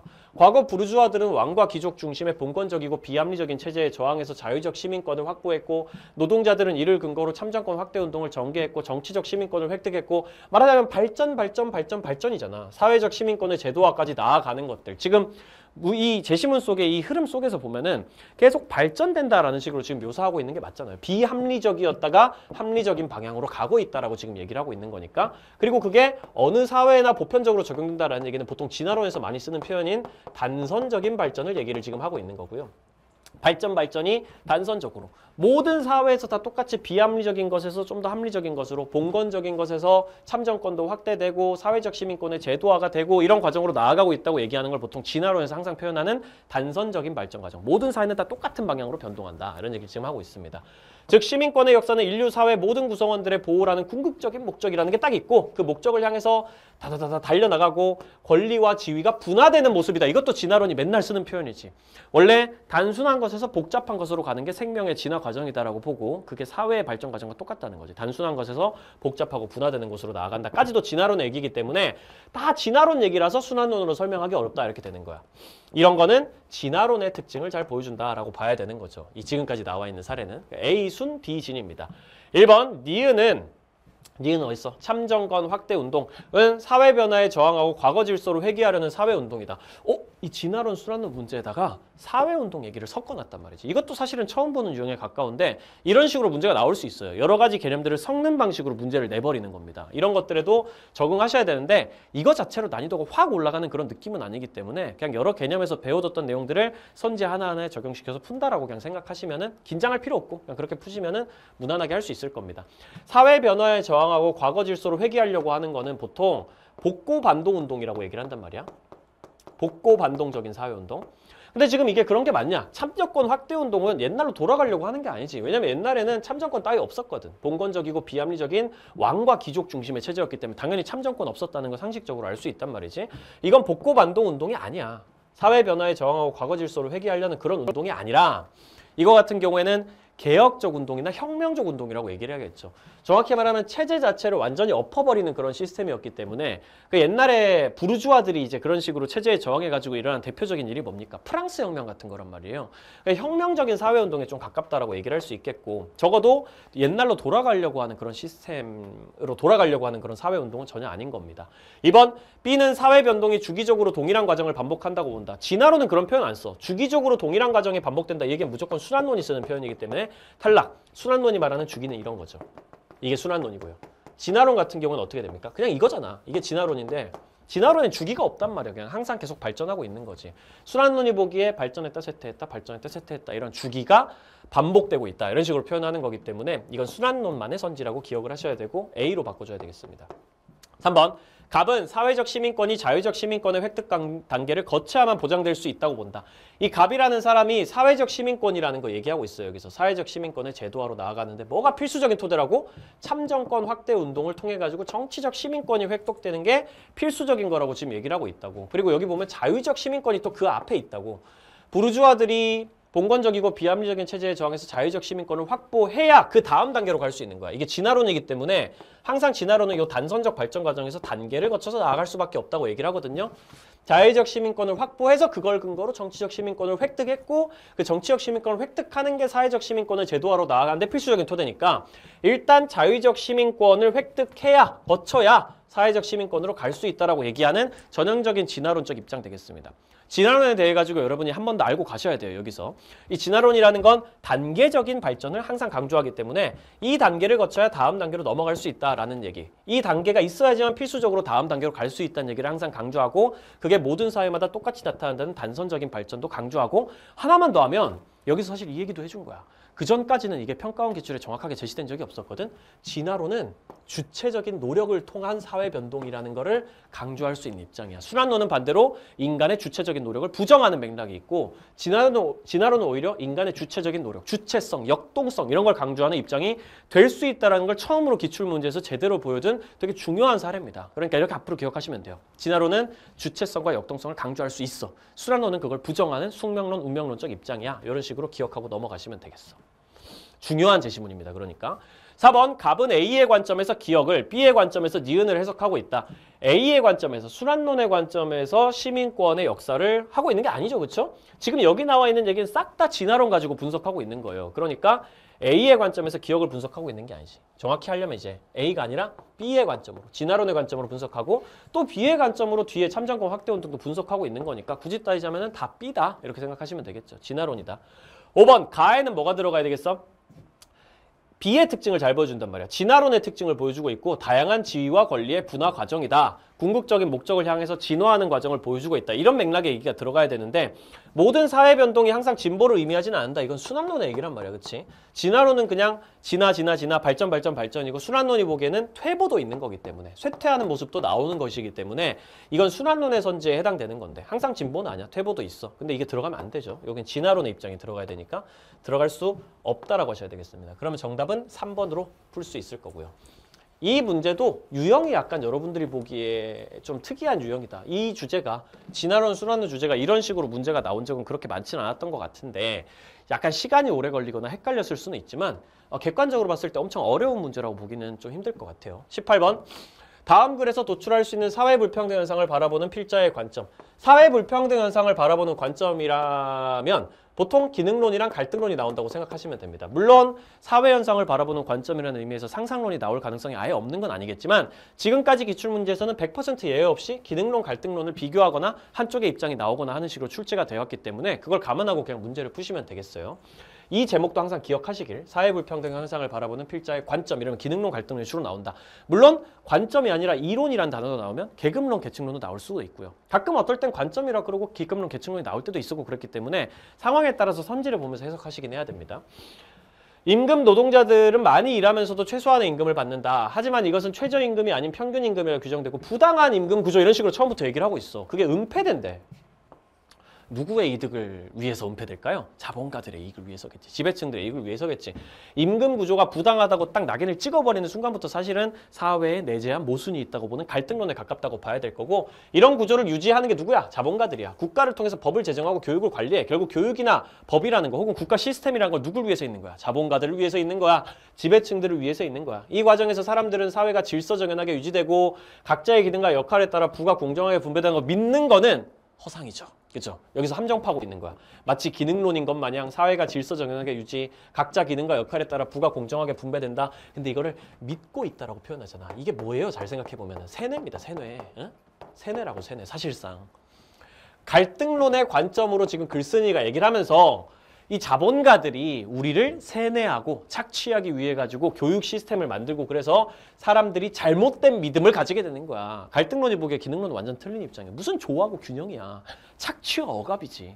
이 시스템 속에서 기능론적인 사고를 하게 만드는 세뇌의 과정을 지금 얘기하고 있는 것이기 때문에 글쓴이가 취하고 있는 입장은 당연히 갈등론이라고 봐야겠죠. 사회 불평등은 부당하다, 해결해야 될 현상이다. 맞죠? 기능론의 입장에서는 사회 불평등은 부당한 것도 아니고 해결해야 될 현상도 아닌 사회 문제도 아닙니다. 기능론이 보기에 사회 불평등은 필수 불가결하면서 필연적인 현상이죠. 우리의 성취 욕구를 증진시켜 주니까요. 사회가 더 잘 돌아갈 수 있게 해주고 적재적소에 인재를 배치해 주니까요. 하지만 갈등론이 보기엔 사회 불평등 구조적인 모순의 아주 대표적인 사례인 거야.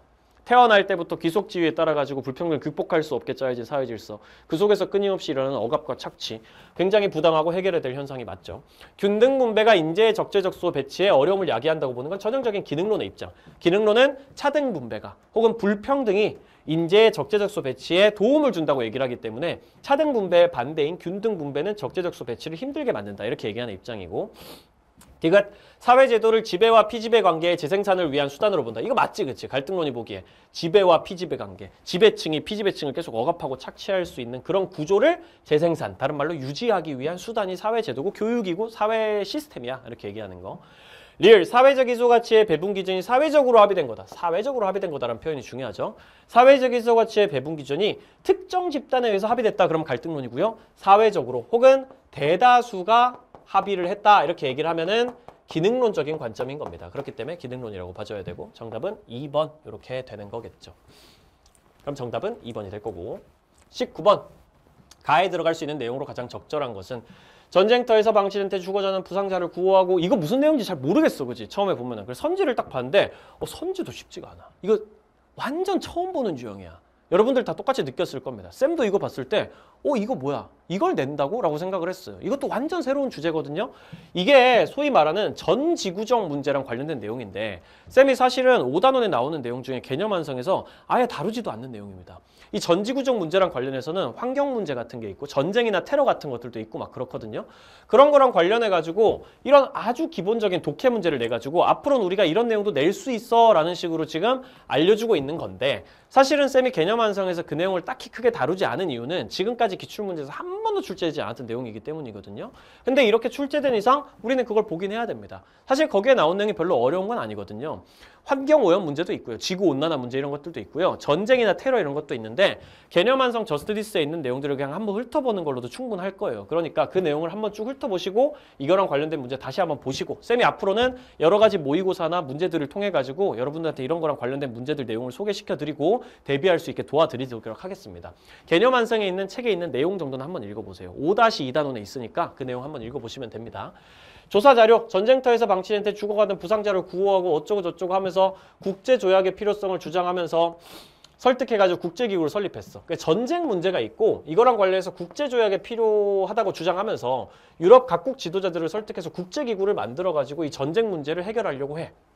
혹은 전쟁 자체를 해결할 수는 없다고 해도 그 전쟁 과정에서 일어나는 인권 탄압 이런 문제들, 인권의 도외시 이런 문제를 해결하기 위해서 국제기구를 설립했다고 돼 있고, 알래스카 지역의 회색 고래 등 지구적 차원의 멸종 위기 동물 보호를 하고 싶단 말이야. 그리고 여러 국가와 기업, 지역 주민들의 합의를 이끌어내고 환경 보존과 생명 존중을 실천한 환경단체가 있어. 공통적으로 도출했어. 전 지구적 수준의 문제가 있는데 이걸 해결하기 위해서는 뭘까? 둘 다 뭐 했어요? 국제기구 만들고 국제조약 필요성 주장하고 사람들 설득하고 여러 나라들의 지도자를 설득하고, 여기는 여러 국가, 기업, 지역 주민들의 합의를 이끌어내고 이런 식으로 전 지구적으로 대응을 하고 있잖아. 한 지역에만 한정된 그런 대응을 하고 있는 게 아니라 자원을 둘러싼 국가 간 분쟁이 있을 수 있지만 그걸 줄이는 거랑 상관없고, 이런 얘기들이랑 크게 상관없죠. 분쟁 자체를 없애자라는 얘기라기보단 두 개의 공통적으로 나와 있는 얘기를 찾아야 되는 거니까. 전쟁으로 인한 인명과 재산 피해 막는 거 중요하겠지만 공통적으로 나와 있는 얘기는 아니야. 여긴 전쟁 관련된 얘기가 아니잖아. 두 번째는. 과학기술 발전 성과 전 세계가 공유하는 것도 크게 상관없어 보이고요. 세계 시민의식을 향해서 환경 문제에 관심을 갖는 거. 첫 번째는 환경 문제랑 관련 없으니까 탈락이고요. 특정 지역이나 국가를 초월하여 국제협력을 강화하는 거지. 그치? 여기선 국제조약, 국제기구 이런 얘기 나왔고 여러 국가와 기업, 지역 주민들의 합의를 이끌어내는 얘기는 두 번째 사례에 나왔으니까 전 지구적 문제는 특정 지역에만 한정해서는 해결할 수 없구나. 국제사회에서 일종의 합의가 이끌어져야 되고 국제협력이 있어야 되는구나. 이런 얘기가 공통적으로 나와 있다고 얘기를 할 수 있겠습니다. 20번 문제, 마지막 문제. 그나마 이번 모의고사에서 제일 어려웠던 문제가 아닌가 싶은데 사실은 이 문제도 객관적으로 봤을 때 그렇게 어렵진 않아. 왜냐면 킬더킬러를 쌤이랑 무난하게 소화한 친구들은 이 문제를 그렇게 어렵지 않네라고 생각하면서 푸는 게 정상이란 말이지. 이게 만약에 되게 어렵다고 느껴졌으면은 킬더킬러를 다시 한번 보시는 걸 추천드려요. 그거에 여기랑 굉장히 유사한 문제들이 많이 나와 있기 때문에 크게 어려워하지 않아야 된다고 생각을 합니다. 앞으로 요 정도 난이도보다 좀 더 높인 난이도의 문제를 쌤이 앞으로 모의고사라든지 혹은 타임어택 커리큘럼을 통해서 많이 보여주게 될 테니까 계속 커리큘럼 따라오면서 무난하게 소화하시면은 앞으로 이런 문제 정도는 쉽네? 이러면서 풀 수 있게 될 거야. 객관적으로 봤을 때 별로 어려운 문제가 아니었기 때문에 무난하게 풀어야 되지 않나 라는 생각을 하고 있습니다. 물론 어려웠을 수 있죠. 그건 문제 훈련이 덜 된 거기 때문에 앞으로 문제를 많이 풀어보시면 돼요. 어차피 이렇게 풀어야 됩니다. 유부노총으로 연도별로 나라별로 이렇게 정리를 좀 해줘야 된단 말이죠. 그리고 T년의 갑국과 얼국의 전체 인구 같다. 이거 되게 중요한 표현이고 그렇지? T년의 갑국과 얼국의 전체 인구 똑같다. 이거 이제 비율을 연결해주기 위해 가지고 이런 식으로 얘기를 하는 거지. 연결해서 비교하기 위해서. 갑국에서 T 플러스 50년의 인구는 T년의 2배, 을국에서 T 플러스 50년의 인구는 T년의 3배 이런 얘기도 다 하나하나가 중요하죠. 문제를 푸는데 굉장히 중요한 내용들입니다. 다 연결시켜주기 위해 가지고 나오는 내용들이에요. 문제를 많이 본 친구들은 딱 보자마자 연결시켜줘야겠네? 라고 생각할 수 있습니다. 단, 이 얘기 왜 나왔지? 복지 지출의 필요성은 복지 정책의 적용 대상이 되는 인구에 비례한다.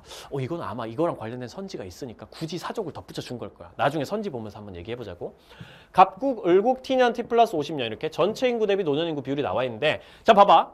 전체 인구가 같다 그랬고 전체 인구가 2배다, 뭐 전체 인구가 3배다 이런 식으로 지금 나와 있는 거잖아. 그러면은 나중에 이 비율을 연결시키기 위해 가지고 제일 편한 방법은 뭐겠어? 전체 인구를 100으로 잡고 시작하는 게 당연히 제일 편할 거란 말이야. 여기가 100이라고 치면 뭐 2배가 됐다 그러면 여기 200으로 잡아주면 연결이 될 거 아니에요. 그러니까 전체 인구를 100으로 잡고 그러면 노년 인구 비율이 자동으로 따라 나오잖아? 노령화 지수가 무슨 뜻이지? 유소년 인구랑 노인 인구의 비율이잖아. 그러면 전체 인구를 100으로 잡았을 때 노인 인구 비율이 나올 거고 바로 10%라고 돼 있으니까 10%라고 잡아주면 되는 거죠. 그 다음에 노령화 지수를 통해서 유소년 인구랑 노인 인구의 비율을 알고 있으니까 유소년 인구도 구할 수 있을 거 아니야? 그럼 당연히 그거에 따라서 부양 인구도 따라 나올 거잖아. 유소년 인구랑 노인 인구 합친 퍼센트를 전체 인구에서 빼주면 부양 인구 퍼센트가 될 거니까 그런 식으로 풀면 되겠구나라는 생각을 바로 할 수 있어야 돼요. 이 문제를 딱 보면서. 자, 노령화 지수 한번 봅시다. 노령화 지수 같은 경우에는 이게 유소년 인구분의 노인 인구 곱하기 100을 해서 20이 나왔다. 무슨 뜻이에요? 항상 그렇게 생각하라 그랬죠? 분수에다가 곱하기 100을 해서 사실은 20이 나온 거잖아. 분수에다가 곱하기 100을 해서 20이 나왔다. 그러면 분모가 100일 때 분자가 20이다. 다시 말하면 100대 20. 유소년 인구 대 노인 인구가 100대 20이니까 비율을 나눠주면 5대 1인 거잖아. T 플러스 50년은 100대 140이니까 5대 7일 거고 T 플러스 50년은 100대 100이니까 1대 1일 거다. 이런 식으로 바로바로 나올 수가 있죠. 그럼 할 수 있지. 이게 5대 1이야. 유소년 인구 대 노인 인구가 5대 1이라고. 근데 얘가 10이면 얘 얼마겠어? 50이어야 되지. 5대 1 잡아주면 되니까. 그럼 부양 인구 얼마? 여기 두 개 더하면 60%니까 남은 40%를 채워줘야 전체 인구 100%를 채울 수 있다. 바로 이렇게 나올 거고요. 다 일단 총 인구 100 기준으로 잡아주고 노년 인구 비율을 그대로 따와가지고 노인 인구 부분 채워주겠습니다. 여기는 35라고 돼 있죠? 100%면은 35%를 노인 인구가 차지한다. 10%라고 돼 있죠? 100%면 10%를 노인 인구가 차지한다. 여기는 기억으로 돼 있으니까 알 수 없고요. 여기 같은 경우에는 여기 지금 140으로 돼 있는데 5대 7이잖아. 뭐가 5대 7이야? 5대 7이란 얘기잖아. 5대 7 지금 얘기를 하고 있잖아. 그치? 얘가 7이면 35, 7로 나온 다음에 곱하기 5 해주면 얘는 25가 될 겁니다. 이런 식으로 바로. 이런 거는 사실 적지도 않고 암산으로 바로 해줘야죠. 그러면은 합치면은 60이니까 남은 40% 부야인구, 여기도 똑같이 부야인구가 40%를 차지하겠네요. 여기는 10%니까 여기 적어 놓은 상황인데 여기는 노령화 지수가 안 나와 있어가지고 비율을 구할 수가 없어. 그럼 이제 문제를 풀 수 없나? 아니지. 아래쪽에 총부양비가 있잖아. 총부양비는 무슨 뜻이죠? 부양인구분의 유소년인구 더하기 노인인구 곱하기 100. 이렇게 해가지고 나온 값이에요. 근데 쌤이 킬더킬러 하면서 분명히 이 얘기 엄청 강조했습니다. 우리가 총부양비를 알고 있으면 뭘 할 수 있다? 전체 인구 100% 중에서 부양인구의 퍼센트를 알 수 있다라고 얘기를 했었던 거 기억나십니까 혹시?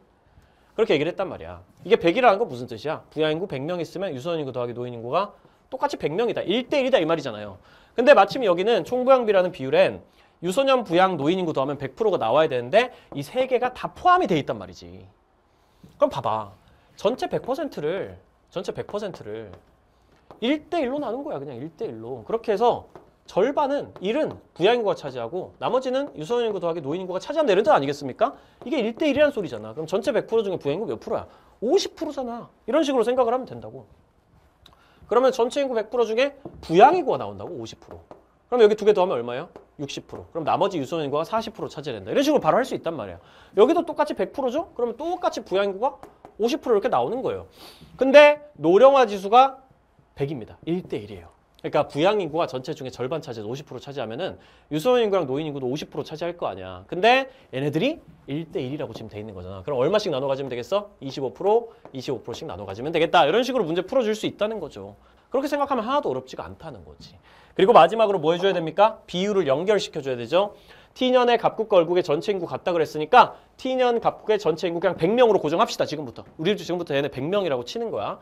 그러면은 얘네도 100명이겠죠. 이미 100명으로 규정돼 있기 때문에 얘네는 이미 넘어가지고 비교할 수 있는 숫자가 됐다. 비율이 연결됐다. 이렇게 생각하시면 될 거고 갑국에서 T 플러스 50년의 인구는 T년의 2배라 그랬으니까 여기 100명으로 고정하면 실제로 몇 명 되는 겁니까? 200명이 되는 거죠? 2배 된 거니까 여기서 여기로 200명으로 만들어줍니다. 그러면 원래 100이었던 값이 200이 됐어요. 얘네들의 비율은 유지돼야 되는 거기 때문에 예를 들면 5대, 8대, 7대, 20 이렇게 돼 있는 비율은 그대로 가야 되는 거기 때문에 이 친구가 2배로 올라갔어? 그럼 나머지도 2배 따라 올라가야지. 그래야지 비율이 유지되겠지? 그러면은 50, 80, 20씩 곱해가지고 이렇게 잡아주면은 얘네는 비교할 수 있는 숫자. 얘랑 얘까지는 다 비교할 수 있는 연결된 숫자가 됩니다. 그 다음 을국은 T 플러스 50년에 3배로 늘었대잖아. 전체 인구가. 그럼 여기서 몇 배 증가시켜주면 돼요? 3배, 300명. 그러면 여기서 3배 된 거니까 나머지도 3배 증가하면 되지. 150, 75 이렇게 증가시켜주면 여기 있는 친구들은 얘랑 얘까지 해가지고 다 연결됐다고 생각을 하고 문제 바로 풀어보면 되는 겁니다. 실제로 기억이랑 니은 구하는 것도 별로 어렵지 않죠. 전체 인구 중에 노년 인구 비율이 T 플러스 50년이 그냥 나와 있단 말이야. 전체 인구 100% 중에 노인 인구 비율 25%. 기억은 그냥 25가 된단 말이죠.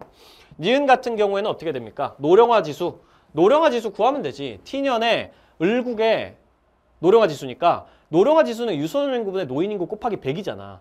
40분의 10 곱하기 100 하면 된단 말이야. 4분의 1 곱하기 100 하면 얼마죠? 25입니다. 이런 식으로 구해주면 되는 거지. 디귿 리을도 금방 구할 수 있어. 총부양비는 어떻게 구하는 거지? 부양인구분의 유소년 인구 더하기 노인 인구 곱하기 100 하면 돼. 그러면 40분의 60이잖아. 그러면은 2분의 3 곱하기 100 하는 거잖아. 그럼 얼마겠어? 150 이렇게 나오는 거고.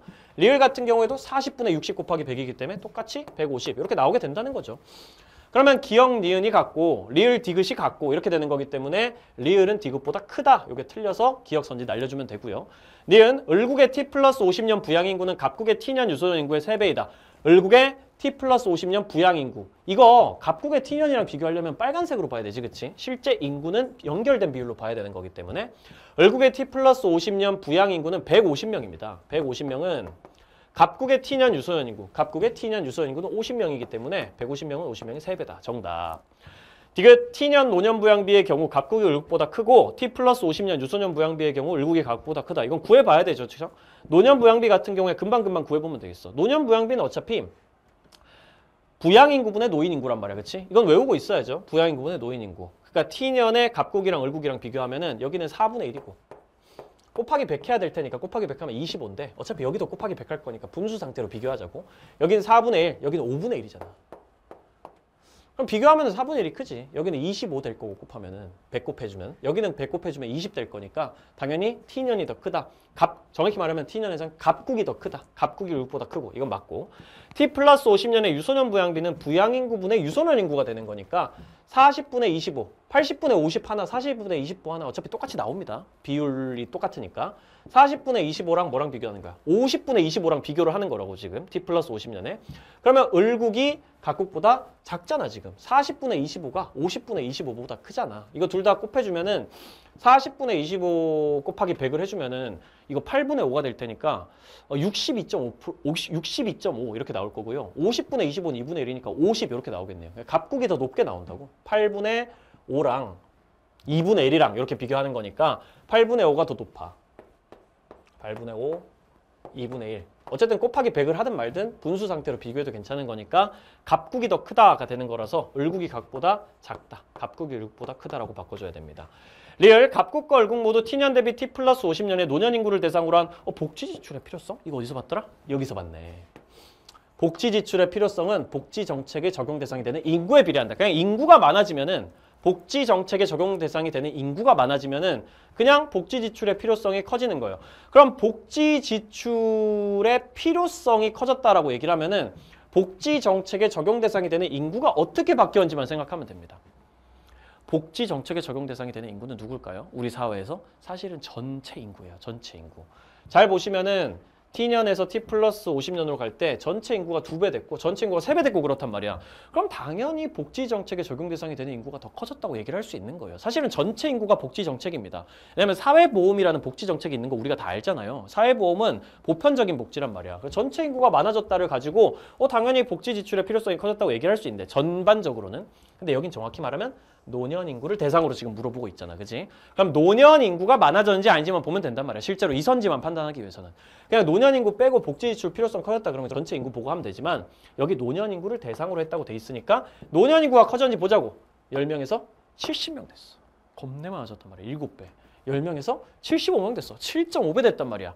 당연히 복지 지출의 필요성이 커졌지. 인구가 엄청나게 늘어났으니까. 그렇게 생각하면 정답은 니은 리을이다. 4번이다 라는 걸로 마무리해가지고 답을 정리할 수가 있을 거예요. 여기까지 풀어보면 어때요? 실제로 이 20개의 문제가 엄청나게 객관적으로 난이도가 높다고 얘기하기는 사실은 어렵습니다. 쌤이 지금까지 풀어본 거 잘 따라오신 친구들은 그렇게 느꼈을 것 같고 개념이 아직 안 돼 있거나 킬더킬러 도표통계 정리가 안 돼 있거나 그런 친구들은 좀 어렵다고 느낄 수도 있어. 특히 이런 문제 같은 경우에는. 근데 쌤의 전반적인 커리큘럼만 잘 따라왔다면 사실 여기서 난이도를 높게 느끼면 안 된다고. 그러니까 이게 어렵다고 느끼는 친구들 쌤 커리큘럼 다시 복습하시고요. 아직 안 들은 친구들은 커리 잘 따라오시기 바랍니다. 이 이후에 타임어택이라는 커리큘럼을 통해 가지고 좀 더 심화적인 훈련을 하게 될 거고 사실 구평이나 수능은 이거보다는 어려울 거라고 쌤은 예상하고 있어. 이번에 보니까 1등급 커트라인도 꽤 높게 나왔더라고. 48점에서 47점 정도 사이 나오지 않을까 싶은데 그 정도가 나왔다는 건 실제로도 객관적으로 봤을 때도 난이도가 쉬웠다는 겁니다. 타임어택이 그렇게 빡세지 않았어. 개념 문제들 중에 여러분들 발목을 빡세게 잡는 문제들이 거의 없었기 때문에 여러분들이 전반적으로 엄청 크게 어려움을 느끼지는 않지 않았을까라고 생각을 하고 있습니다.